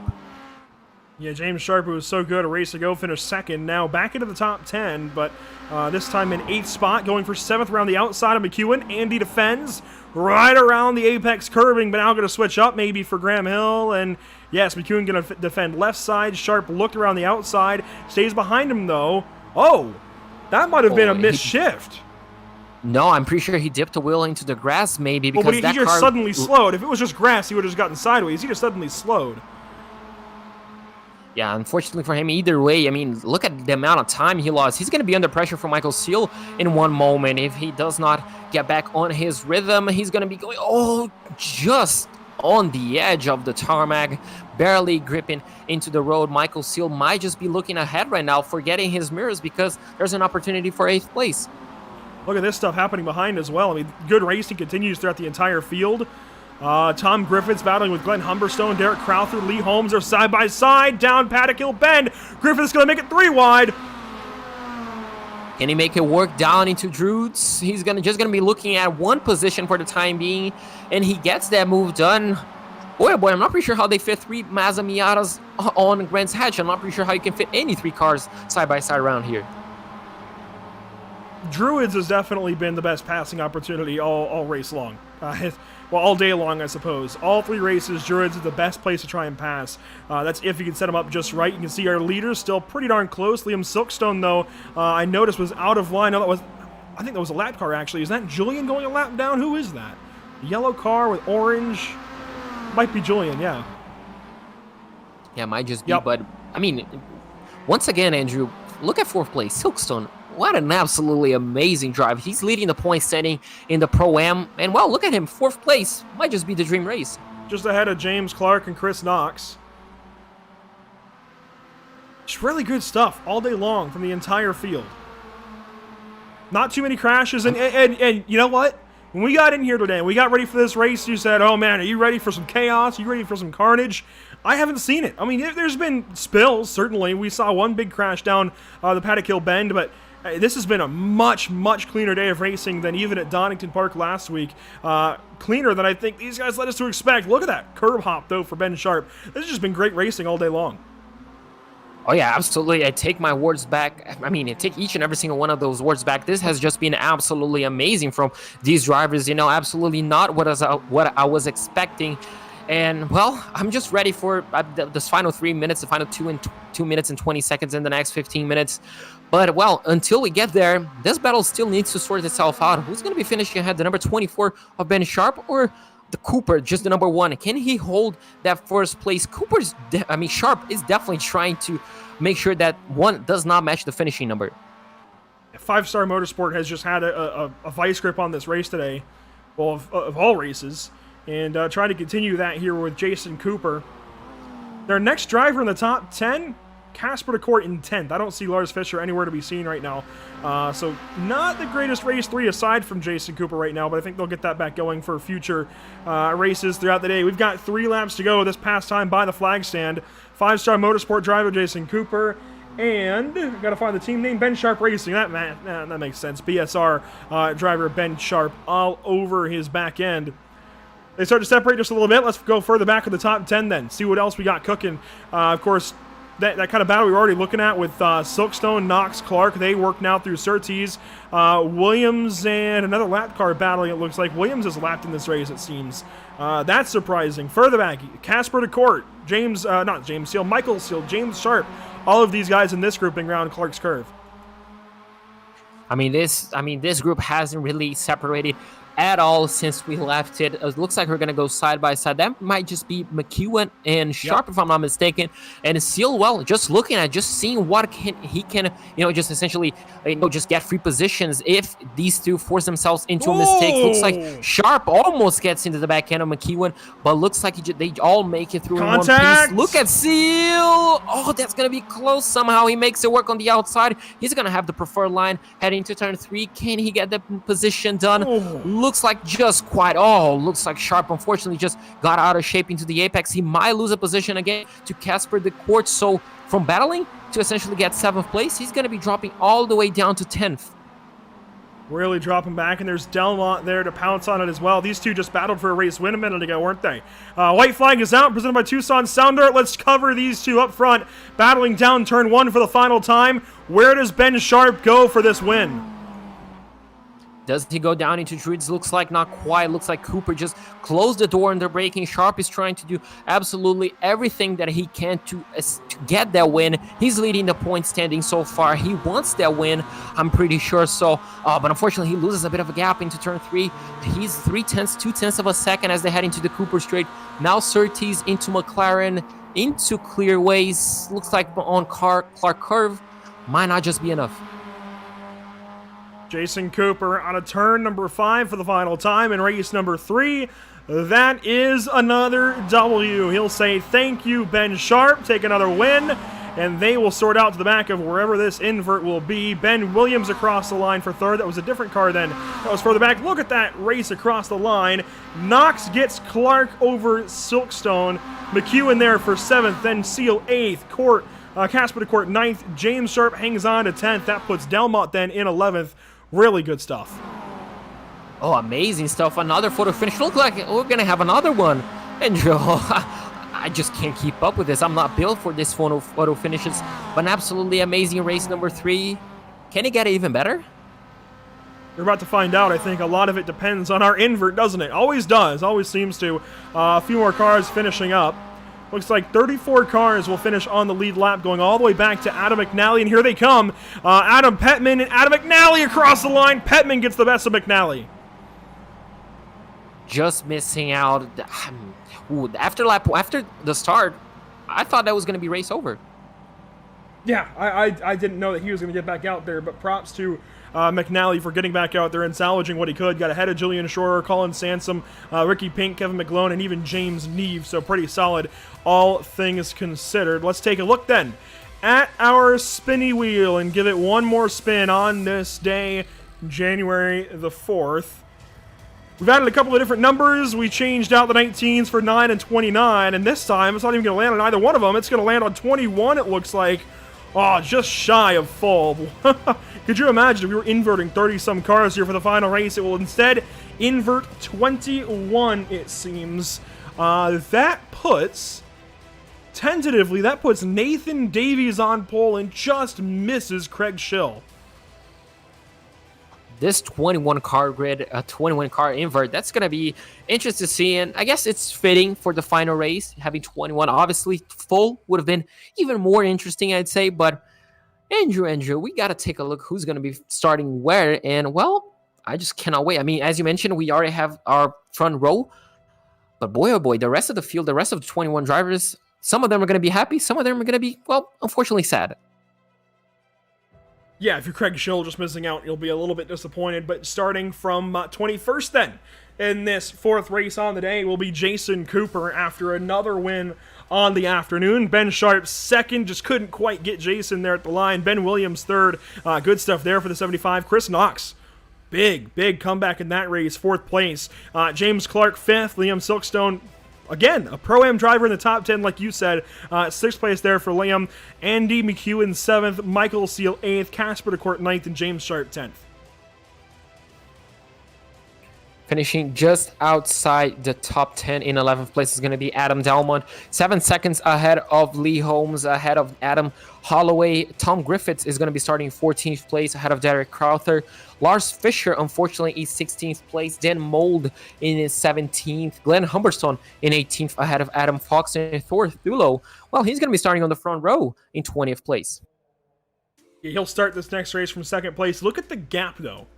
For 17th and 18th, Dan Mold just ahead of Glenn Humberstone by 3/1000ths of a second. That's almost as close as you can get with a couple of Miatas at Brands Hatch. Good stuff there for Dan Mold to get that spot. He'll then start one position further behind Glenn Humberstone, unfortunately, but hey, he gets the win, or gets the spot, gets a couple of extra points there.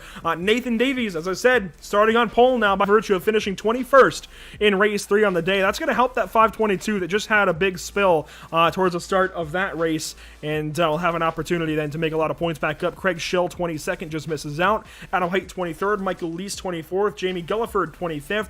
Then it's Fiona Siddons. Not a great way to end that out after, well, starting on pole. Douglas Stewart finishes 27th, Harley Moss 28th, Mark Oliver 29th, and Nick Clivens 30th position.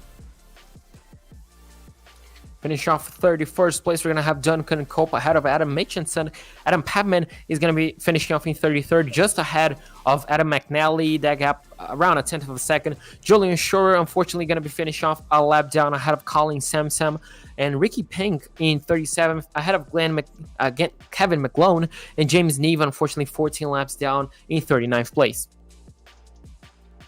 39 cars, we're inverting 21 of them. We'll be right back to you with more coverage thanks to the British Sim Racers, Tucson Sound Art, Permanent Makeup and Cryo in Maine, Whiplash Media, and BAM Racing videos. Don't go anywhere.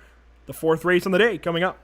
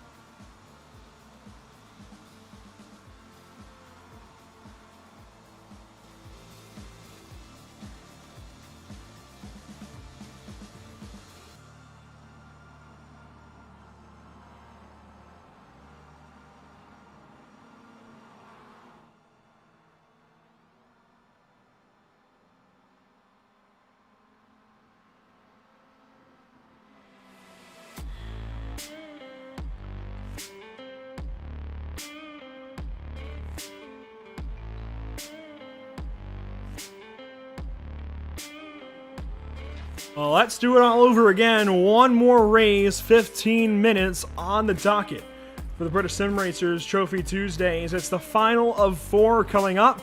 We've seen some pretty hectic stuff, haven't we? I mean, battles throughout the entire field. I mean, how do you pick which one to go with, right? You want to hype up the lead. You want to hype up the guys that are racing around the top 10. You want to try and get the amateur leaders, the Pro-Am leaders, and everything else in between. How do you decide, JP? It's crazy. Yeah, absolutely. I mean, these guys don't give us a breathing room at all during those 15 minutes racing. I mean, you said you knew it. Just on the interval, I just went grab more water. That's my second water bottle in this whole broadcast. So things are going hectic. Andrew, that's a great question. I don't know, which battle do we pick? I guess the closest one. I guess again the lead. Oh, I'm just glad I'm doing the side broadcast, because if you're the race director, if you're the broadcast director, I'm sorry for you.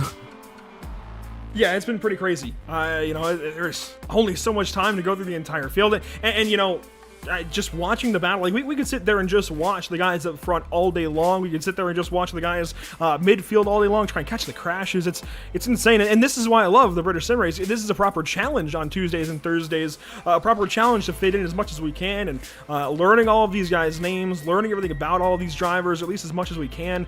Boy, it's tough, and we've got another opportunity to do so for the final time on this afternoon, January the 4th. We've got a field coming up. We've got 21 cars that have just been inverted from the results of race number 3 today. And the shortest track on the circuit, we've not seen too many cars get lapped unless they're completely out of the race either. I mean, these guys have done a great job of hanging on to the lead lap and keeping themselves eligible for any inverts that come their way. In this case, all the way down to 21st with Nathan Davies, despite a spin earlier in the race. And you can see the sun is back out, some blue sky back in the air, and that system that we were calling it, all those clouds, has kind of moved out. If you check into weather, we've got temps climbing, maybe not in the air but on the racetrack, and that's going to allow these guys to do a little less sliding, oddly enough. Build the temperatures up just a tiny little bit more than we've seen the last couple of races. And now we're just waiting on those red lights to illuminate above the drivers' heads, give them the opportunity to get on the throttle, put the clutch in. There we go, red lights are on the way, and we are about to get race 4 started here from Brands Hatch on the Indy layout. We'll be back later in the season with the Grand Prix circuit. Green flag is out, green lights are out, we're racing again.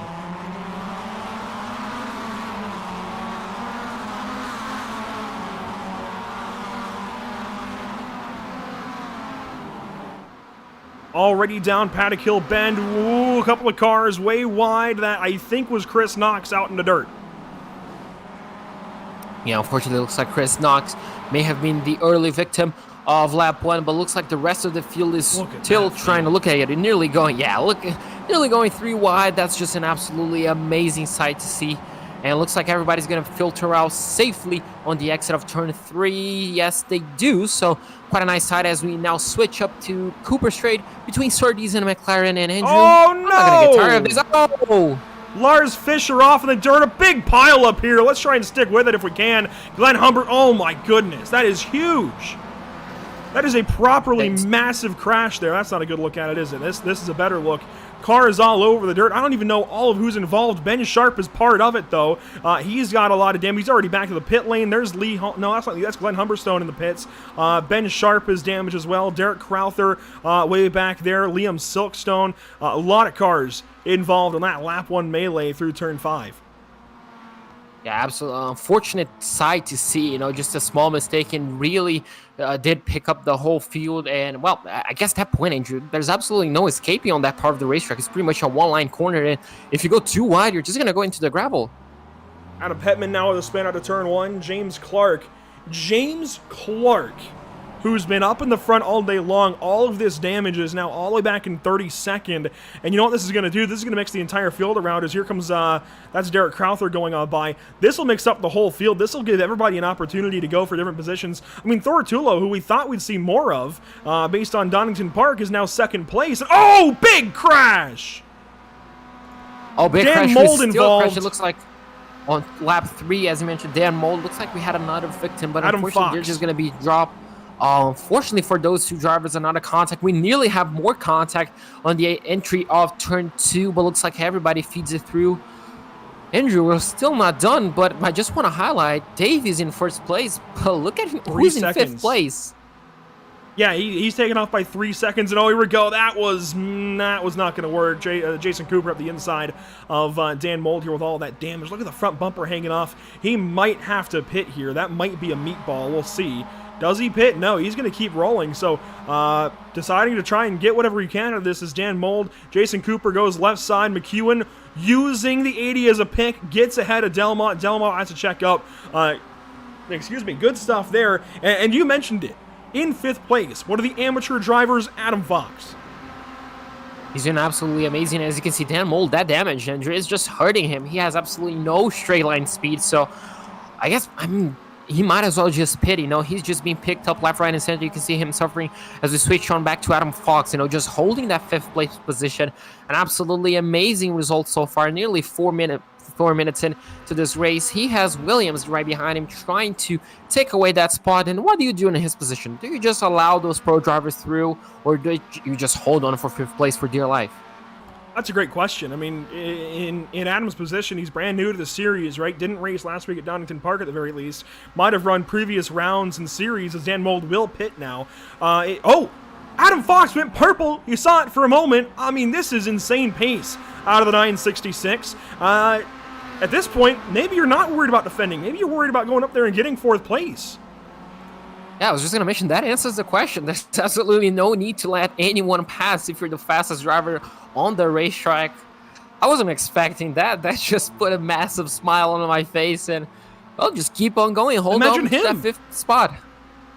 Imagine him if he knows he's just gone purple. If he has crew chief or whatever, he might have just been informed that he's gone fastest, at least for a moment, before Jason Cooper ruined the fun. But, man, that car is just nicely poised. Whatever he's got going on for the suspension geometry, the setup, man, it is working. Battles throughout the rest of the top 10 and beyond. We got Adam Delmont mixing things up still with Andy McEwen right behind these guys. Jason Cooper, you can see behind there as well. Or, I guess, in front of these two. Delmont still working on McEwen. That will stay about the same for now. Casper DeCourt gets on by the 44 of Thor Tullo. Thor just has not had it today, but a clean start has him looking pretty good nonetheless. And Adam Fox, Ben Williams, venturing into the grass a little bit. Yeah, Ben Williams cannot really find a way past Adam Fox, but yeah, as we switch to this battle right here, Thor Tullo he's taking a massive advantage of their invert, and he's doing everything he can right now in 4th place. Not where he wants to be, but I'm pretty sure if he can hold that spot, it's going to be interesting. Now it's going to be a question, can Adam Fox actually catch Thor ahead of him? That would be interesting, wouldn't it? While that happens, there we go. McEwen finally gets passed up by Delmont. Can he challenge back to turn 1? Then we got a battle to check out further back behind these guys, too. McEwen looks left. He'll go around the outside, or at least try to. Cooper's purple that lap. McEwen 6 back in behind, maybe a crossover. Can he do so? No, I think for Druids. Yeah, Delmont covering up the inside. Well, he tries to outbrake, but McEwen just has nothing, I don't think, right now for Delmont. Delmont's been fast both weeks now, and that number 77 and the Excite Energy machine is looking pretty good. Behind those two, this is everything happening with Adam Holloway, who's looking pretty good for a Pro-Am.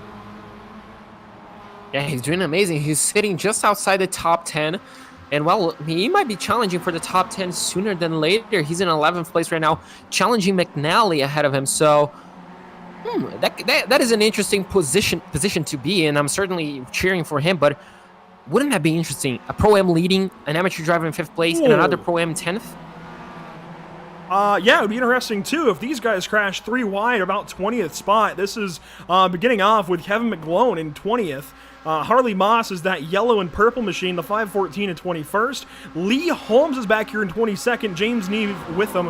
And even Lars Fisher is in all of this for 5-Star Motorsports. And one car is blinking. That's Harley Moss. Just like last week at Donington, a couple of connection issues, impurities there, but works back at the Druids. This is good stuff just outside the top 20.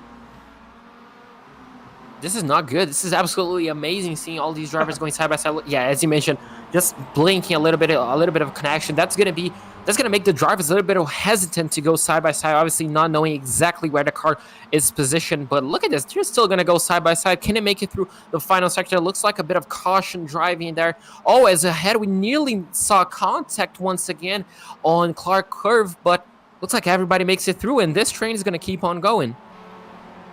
Great stuff back here on the 20th position and even further back. In fact, including all the way back to Michael Leese in this group in the 25th spot. That's how deep this little battle goes on. And We'll watch it one more time through turn 1. Harley Moss blinking around the outside of James Neve. And there's even a battle ahead of this with Julian Shore. I mean, which battle, that question pre-race, which battle do we follow right now? Yeah. The ahead one or the behind one? And Shore is battling with Mitchinson, gets that spot, almost 3 wide to 3, and Harley Moss. Good heads-up move there to stay behind. I believe that is McClone leading this little group of cars down the Cooper Straight. It's still a 2.5 second gap for Davies up front. That's impressive to me.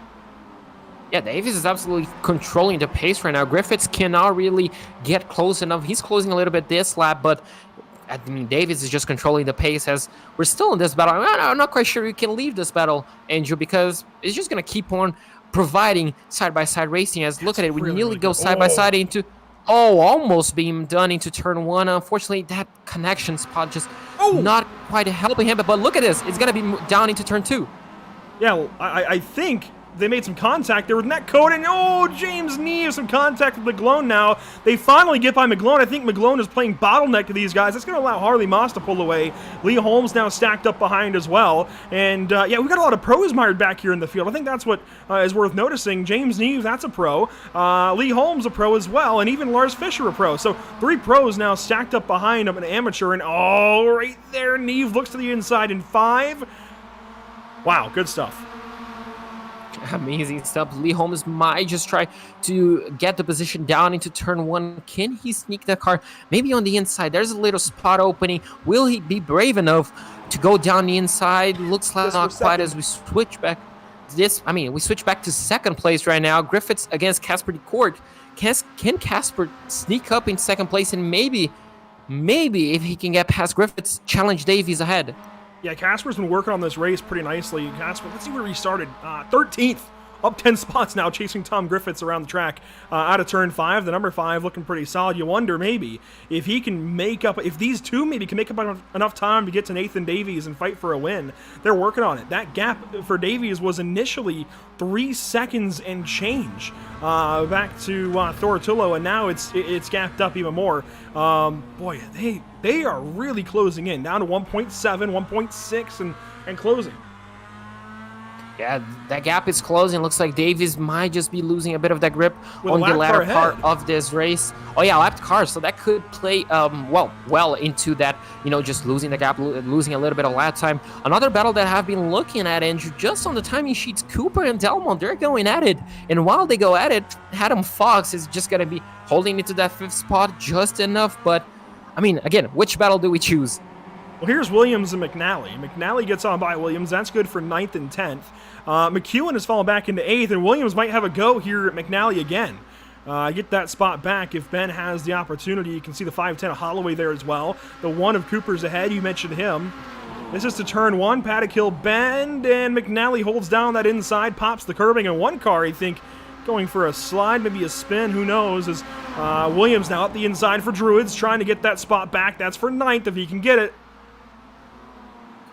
He's going to have the outside line into turn 3. Can he hold it? That's going to be the question. McNally's just going to hold on to that position, hold on into the 8th place for the time being, 9th place. But, looks like it might not just be done on a Cooper straight. Yeah, looks like Williams just holds on tight for now, trying to line up a move once again.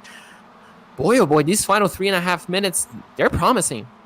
And look at Cooper here following Fox onto the Brabham straight with 3.5 minutes to go. Cooper's going to take the inside. Fox gives it to him. That's actually very surprising to me that Fox would give that spot up like that. That's an easy pass. Yeah, that's going to be an easy pass for Cooper. Fox just might follow him to try and defend from Dalman. Dalman's going to be looking down the inside. Can he go deep enough under braking? Yes, he can. Wow. He just licked the stamp and sent it. Can Adam Fox hold it on turn 3? He might just do it. Holloway. Dalmont cannot absolutely hold it around the outside. Oh, he can. And they're going to go 3 wide into the Cooper Street. Here we go to Surtees, and good back out there from Fox. Allows those two to race. McEwen around the outside of Delmont. These two have been battling most of the race. Just hanging there is McEwen, but he can't get that spot. They'll now work down the Brabham Straight. A shot to the shorts. A little bump there. McEwen now looks left. A slow car right. How do they sort this out for turn 1? McEwen is trying to look on the inside line. Delmon is going to be on that inside line. Fox is going to be losing another position to McNally. He's going to be dropping all the way to 9th place. But look at that battle. Looks like Delmon is going to be defending the inside line. The lap car might play dividends. Oh, how does that feed out? Look at McNally trying to look on the inside of McEwen. Oh, he gets the position. No, he doesn't. I misspoke there. But boy, oh boy, this is definitely not over. And he's in an exciting sandwich, if you will. With the Excite Energy 77 out front and the Excite Energy 77 back behind. McEwen in a weird spot here as we work down to the final moments of race 4. Oh, Holloway up the inside of Fox. Great move. That was a huge lunge into clearways. Almost had the spot, but it's not going to work out. Up front, we talked about the gap closing. Here we go. Davies is on notice. A minute and change to go inside of 2. That means 3 laps to go, and they are within a second of the 522. Casper DeCourt and Tom Griffiths are there. They're there. I mean, Davies is just hoping that they start going side by side because obviously these two pro drivers are looking at Davies. They know they might have the gap. They saw that gap shrinking with their own eyes. So at that point, it might just be a battle for the lead. If Davies can hold out Griffiths, Casper DeCourt might just have something. 1 minute 20 to go. Who's going to end up in first? I mean, it's a 3-way battle. Nathan Davies is going to do his best chance here, or best defense here in these last couple of laps. 2 to go, this time by the stripe. Under the flag stand right there. Yes, right there. You can see Casper now looking left. Minute to go, 2 laps, just kind of sitting. I mean, they've caught him at this point within 3/10, within a third of a second, within a quarter of a second now of the race leader, Nathan Davies. No chance here to Druids just yet. Oh, Tom says maybe not. Took a shot at the inside, can't quite get there. Does he try for turn 3? He's definitely going to be looking. You can see that car just poking the nose, not quite. I dare to say Davies might just be feeling the pressure at this point. You can see that gap shrinking. He has to go defensive at this point, on each and every single braking zone, especially those that we have seen plenty of moves. Now, obviously, Griffiths is going to be lining. You can see him going really, really wide, trying to line himself up for a move down into turn 1 as we enter the white flag presented by Tucson Sound Art. Andrew, less than 2 kilometers to go. Who's your bet? Last chance each one of these corners. I think Griffiths finds a way. Here we go. Turn 1 this time. Griffiths around the outside of Paddock Hill Bend. Trying to find something on the 522. Nathan wide into the dirt. That's going to do it. Does he get back on? What a catch. He stays in the race lead. That opens the door for Casper around the outside. And you see Griffiths looking left, looking right, looking left and right again. They'll go down the Graham Hill Bend. This is turn 3. Final lap. This is the white flag for all of these guys. Griffiths right back to the back end of that Mazda Miata. Now checks left. Casper's going to think right. Can he do anything in Surtees? Griffiths will, but Davies has got the inside for McLaren and Clearways. He's still got the best line for this final corner. On the inside is Nathan Davies. Final time here at Brands Hatch into the final lap. Can a Pro-Am win this race overall? It's going to be a drag race. It's going to be a classic finish and across the line. It is a drag race for Davies! No, Griffiths! What? No, 0.02 of a second. What a steal on the line. Cooper is going to be finishing off in 4th place, just passing Tulo at the line. Delmon is going to be finishing 6th. McNally in 7th. McEwen in 8th. Williams in 9th. Fox makes it an amateur top 10. I'm absolutely speechless. 2,000, isn't it, Andrew? That's the gap. 2 1,000ths of a second. Those are NASCAR Talladega numbers for a margin of victory. I can't believe it. And if you're Nathan Davies, you led the entire race until the final meter or so. Oh, that's just heartbreaking at the line. 2,000 of a second. That's centimeters. No, that's just absolutely centimeters. Oh, what a heartbreak for Davies. But, I mean, what a finish for Griffiths. I mean, he stole it at the line. He made it work on the outside of Clark Curve. We're going to see a replay of it. Wow. Let's go back and see if we... Yeah, let's get a look at things. This is into turn 3 the final time. We'll just let it play at full speed. We'll get a slow-mo in a minute. This was incredible. This was a good setup by Griffiths into Surtees, but I thought Davies still had something around the inside, and he really did. But it's that outside momentum, much like an oval, where you're able to carry more speed around the outside of the corner. Griffiths just gets back to power, I think, a little bit sooner and is able to really do something with it. Here we go. This will be a good look at things. Slow-mo to the line. I can't believe he got him. Oh, I can't either. He's well behind the front wheel there. Yeah, but look at it. He's just going to be snatching it at the line. The finish line is actually a bit later. If it was just right there, Davis would have definitely got him. But yeah, he's just carrying up just a tiny bit more speed. I think it's that line there. Yeah, it's there, yeah. You can see the starter on the wall. Oh, I mean, what a finale. What a way to end tonight's race. Let's watch it back again, shall we? I mean, this is great stuff. We're going to catch them in turn 5 once again. Let's see if we can watch them in overhead, maybe. And get a look at it this way. So here we go. We'll let it go full speed through 5. We'll slow down and find a nice angle, because this is... Oh, this might work, actually. Will it? No, they're going to be behind the paddock. No, this might work. Here we go. We'll even see if we can zoom in here. Maybe I'm going to let us... Let's try. I'm going to try. At that point, here we go. You know, it's a battle for, as you mentioned, outside carrying more speed and the inside the shortest line possible to the finish. And I can see come on, paddock, side by side. Oh, the paddock's just going to be in the way. Here we go. So the first white line is not the start finish. The red line is not the start finish. That second white line is. Let's see, can we do it here? That is 0.02 of a second. I can't believe that sorted out for Griffiths. I can't believe that says that Griffiths wins. Maybe by, I mean, yeah, that really is 2/1000ths of us. I can't believe that. That's how close that is. Can anyone? I mean, just look at it. That's. I mean, I'm just gonna say that's less than 10 centimeters. Absolutely. Yeah, that's somewhere in the ballpark. I mean, that's insane. That's simply incredible. That is the margin of victory. We almost had a pro-am, and you can see, I mean, it's right in the final couple of meters. It really is. If not the final meter where Griffiths gets just enough. Had he done anything differently in that race, he doesn't win. I mean, how? I mean, the only way to answer that is speaking to him directly. I want to speak to the top two. One is going to be absolutely ecstatic. The other one just might be heartbroken. And we'll get our opportunity at least with a couple of drivers. We'll see who we can get a hold of. So drivers, if you're tuning in now, or in the Discord, if you can hear my voice, by all means, head over to the interview waiting room. We've got an interview with Adam Delmont. Well, Adam Delmont just dropped back out. Adam, if you're listening, get you and your Excite guys into the chat. Let's talk to some of you guys.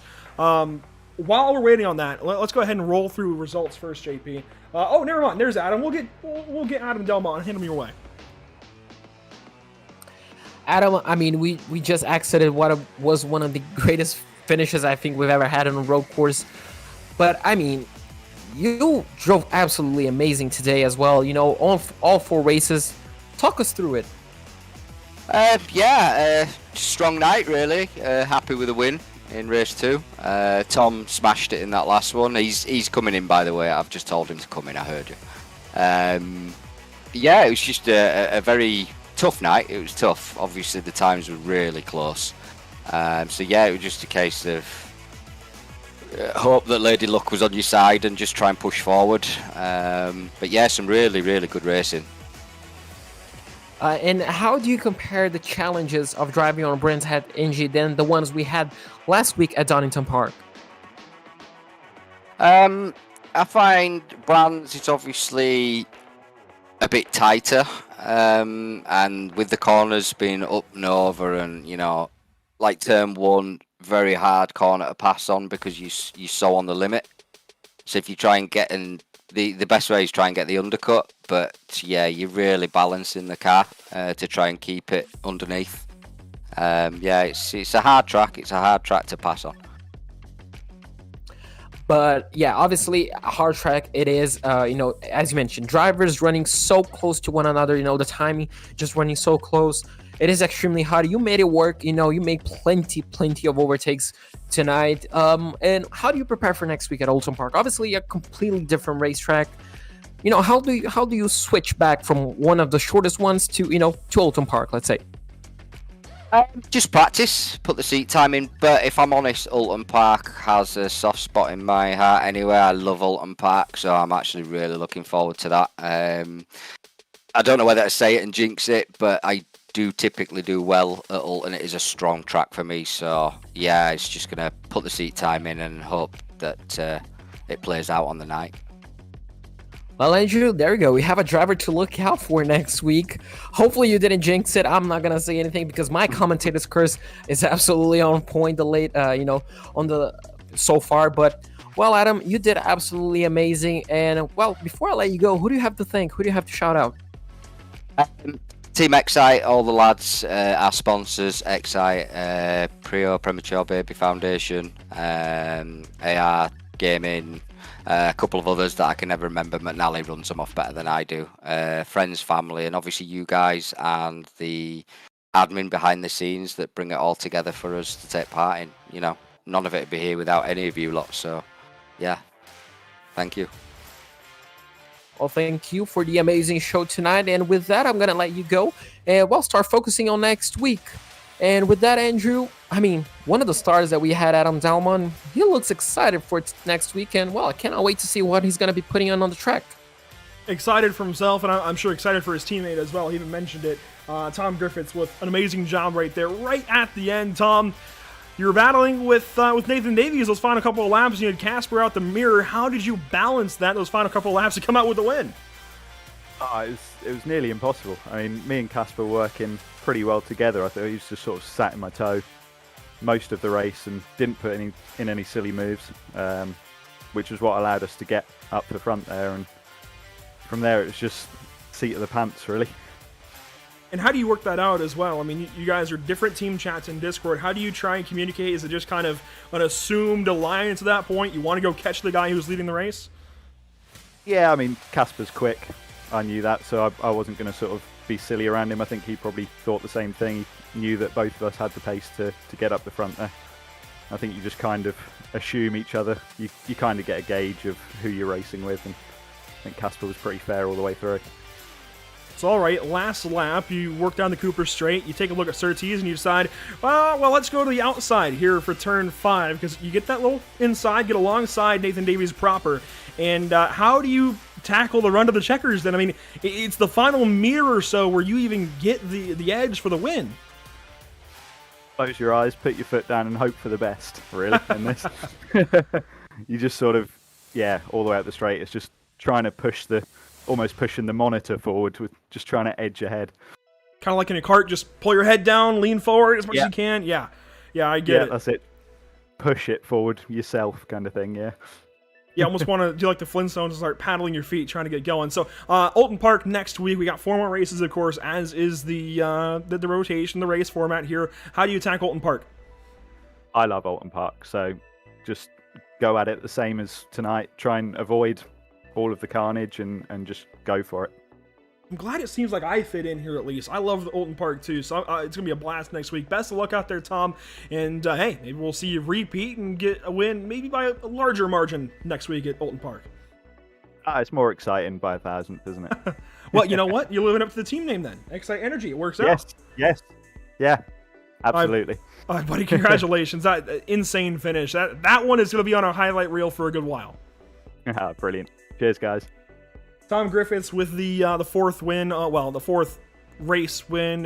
Whatever. You get the point. 1 race 4 here by 2 1,000ths of a second. It's only January 4th, JP, and I think that might be the closest we have all year. Oh, absolutely. If it gets any closer than that, we're going to lose our minds, Andrew, because that was the gap for 2,000ths of a second. Can you imagine if they both tie at the exact 1,000?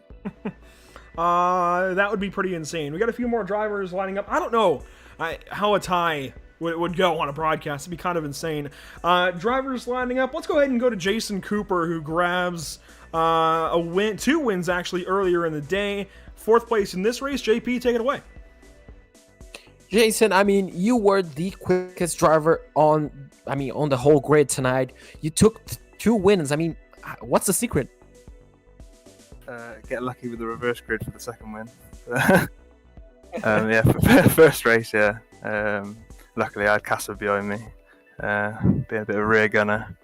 But yeah, just kept my head down, kept pushing. I wasn't that happy with the setup all evening. Struggled a bit with understeer. No matter what I seemed to change on the setup, didn't seem to help too much. So.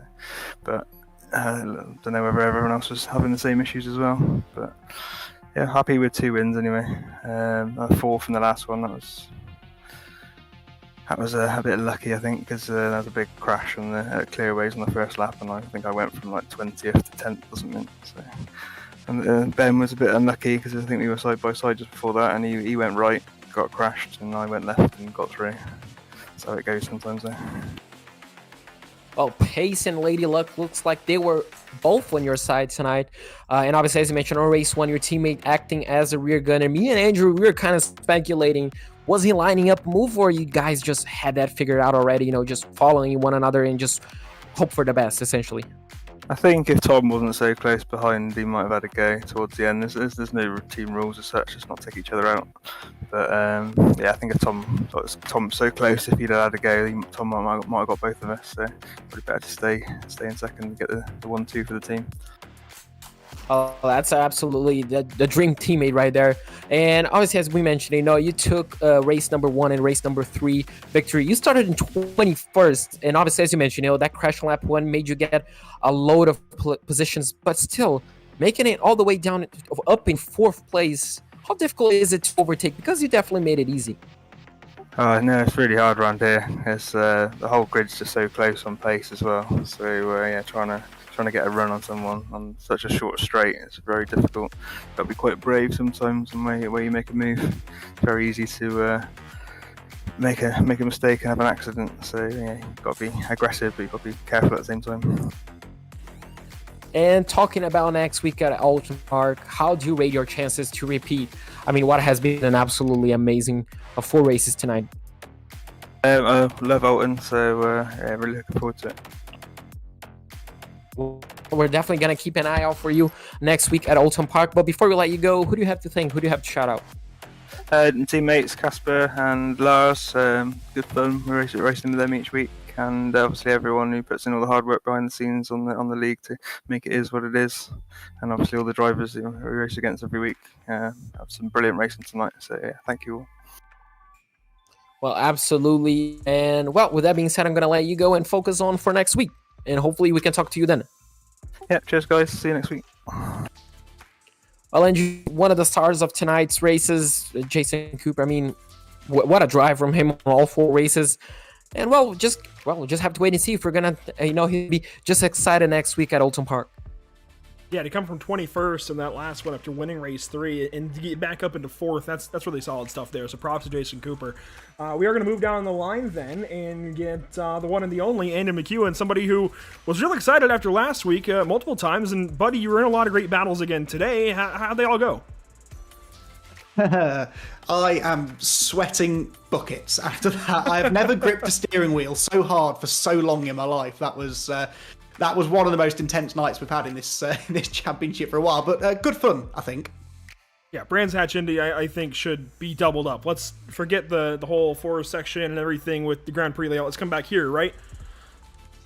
Honestly, the less I see of this place, the better. It's one of my least favourite. If you cast your mind back to our conversation a week ago, I think you asked me how I thought Brands would go.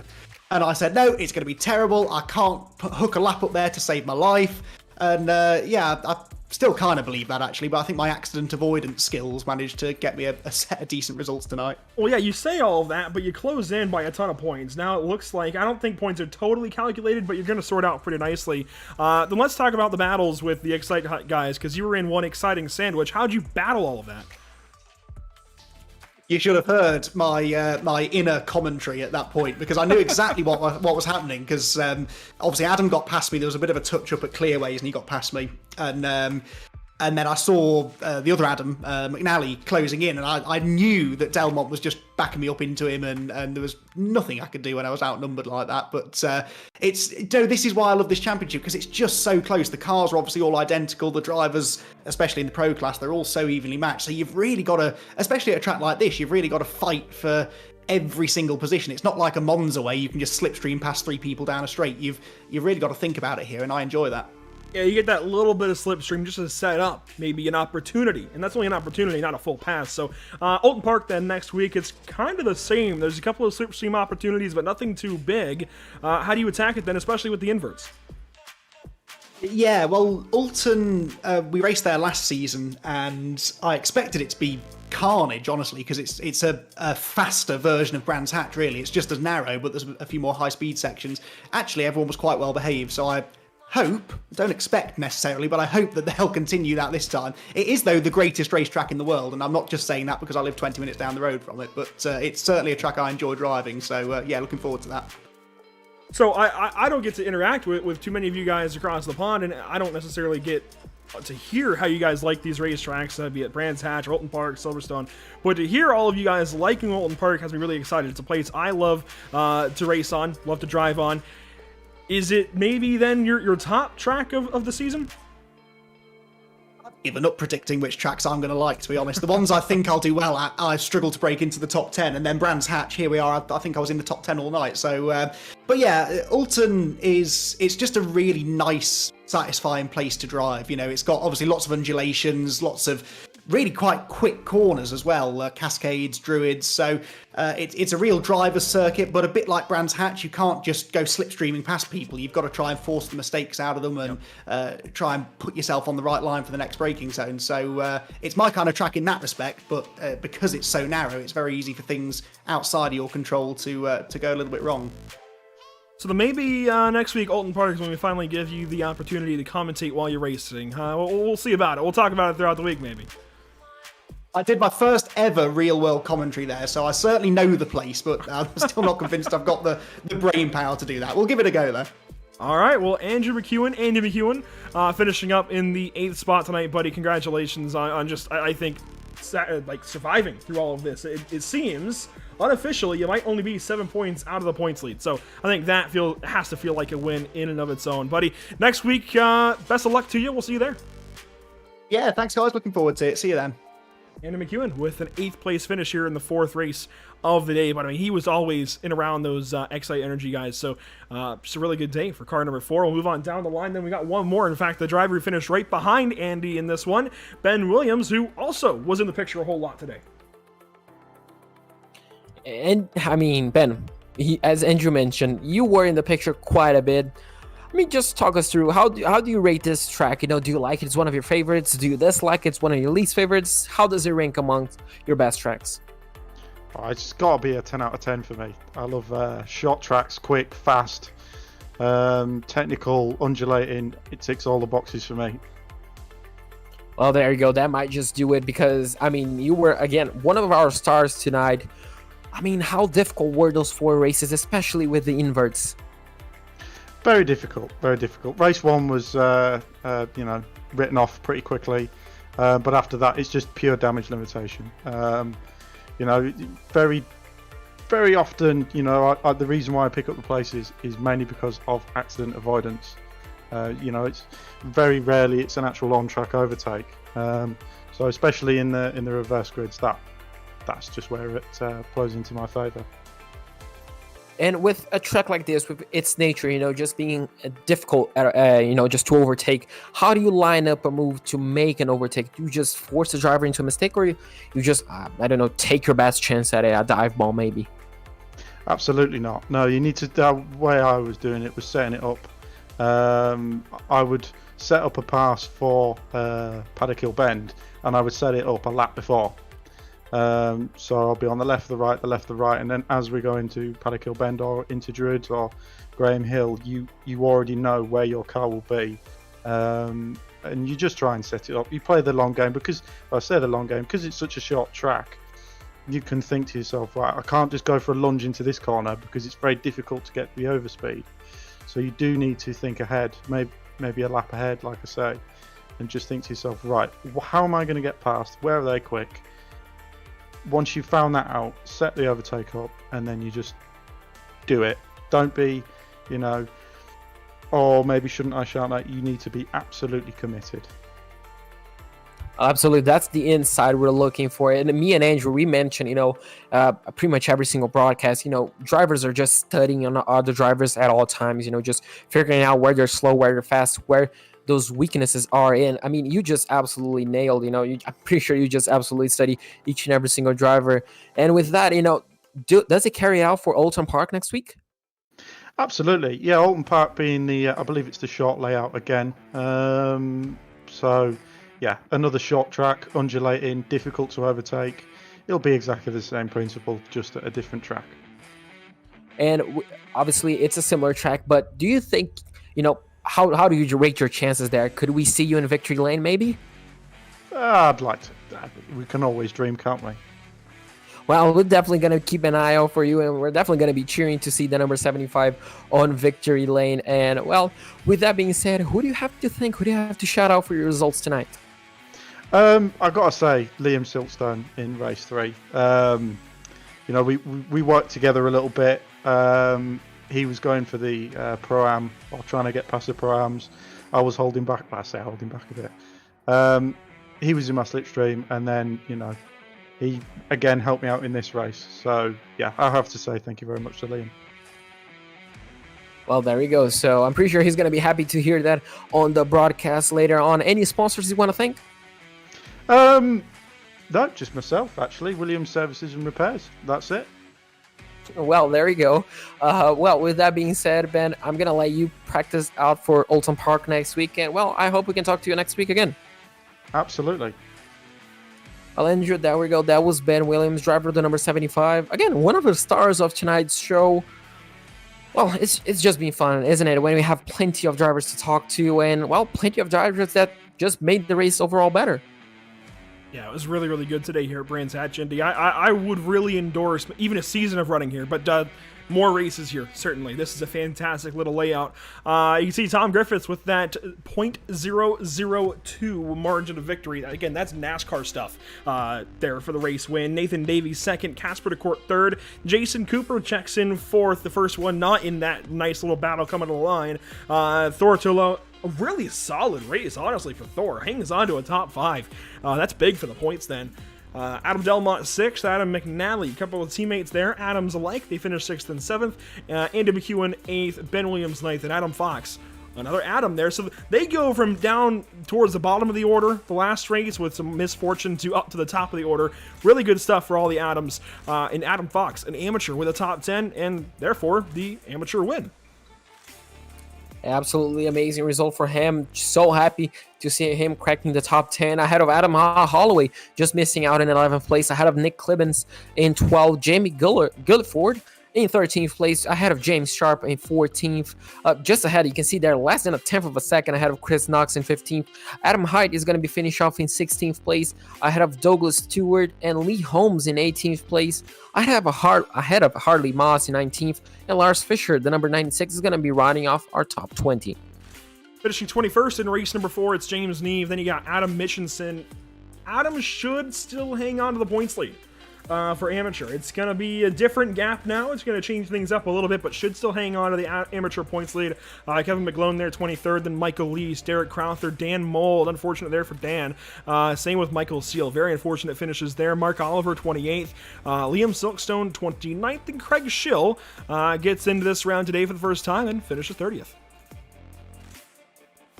Colin Sansom is going to be finished off in 31st, ahead of Fiona Siddons in 32nd. Adam Padman is going to be finished off in 33rd. James Clark in 34th, 33rd, 32nd, and 34th, all a lap down. Then we skipped 6 laps down. Unfortunately, Julian Schroer could not really get a good final race. Glenn Humberstone in 36th, in the 513, ahead of Ben Sharp. Unfortunately, Ben is going to be finished off in 37th, 18 laps down. So that's it. That's the final field today from Brands Hatch Indy, which means the next time we get to see these guys, it's Thursday, right back here. This time, though, with BSRTC, the touring cars, the brand new, well, not the brand new Audi, but the existing Audi TCR, the brand new Honda Civic Type R, and the brand new Hyundai Elantra. I always want to say Veloster because that feels like the hot hatch that they've got, but no, the Hyundai Veloster. No, God dang it! See, that's what I'm saying. No, the Hyundai Elantra, not the Veloster. That's my point. For some reason, I want to think Veloster, but no, it is the Elantra joining the field. A really good set of cars. I'm excited for it. But first off, we've got tonight's event with the Nork iRacing Series in literally just over an hour. So if you want more racing here on Pit Stop TV, that is your ticket right there. 6:50 p.m. Eastern, that is 11:50 for you guys that might still be watching in England. I would highly recommend tuning in. It's going to be a lot of fun. NASCAR 87 cars for the Nork Classic. NASCAR 87 cars at the Legacy Daytona with Nork's best stars and personalities. Emerson Arden, Caleb Gladney should be taking you through the action for that one. We'll have, of course, BSRTC on Thursday. Then Monday, it is the Lanier Raceplex for the BRP iRacing Series. And, of course, we re-rent, whatever you want to call it, with BSR next week, this time going to Olton Park next Tuesday and Thursday. And that'll be a whole lot of fun. JP, there's a lot of places to keep up with Pit Stop TV, and they're listed right there at the bottom of the screen. Yeah, absolutely, Andrew. You should follow us on each and every single one for live updates, photos, amazing photos, and obviously our broadcasts. You know, at facebook.com, you can follow us /pitstoptv, on Twitter at twitter.com/pitstoptv_, on Instagram at instagram.com /pit_stop_tv, and at youtube.com /pitstoptv1. And that's it. I wish we could keep hanging around and break down all of today's action, but we got to get over to Daytona. We got to somehow catch a plane and get over there in just an hour. I don't know if any plane could do that, but if it could, man, it'd be in high demand right now for the Pit Stop TV crew, let me tell you. That will do it from the virtual Brands Hatch, this time on the Indy configuration. Happy to have had you all here tuning in and joining us for tonight's action, and we hope you enjoyed tonight's broadcast. For all of Pit Stop TV, JP Costa alongside on the mic tonight, myself, Andrew Cardinale here as well. Thank you so much, so much for tuning in, supporting us here at Pit Stop TV and the British Sim Racers. We will see you next time, hopefully here in just over an hour for the Nork Classic.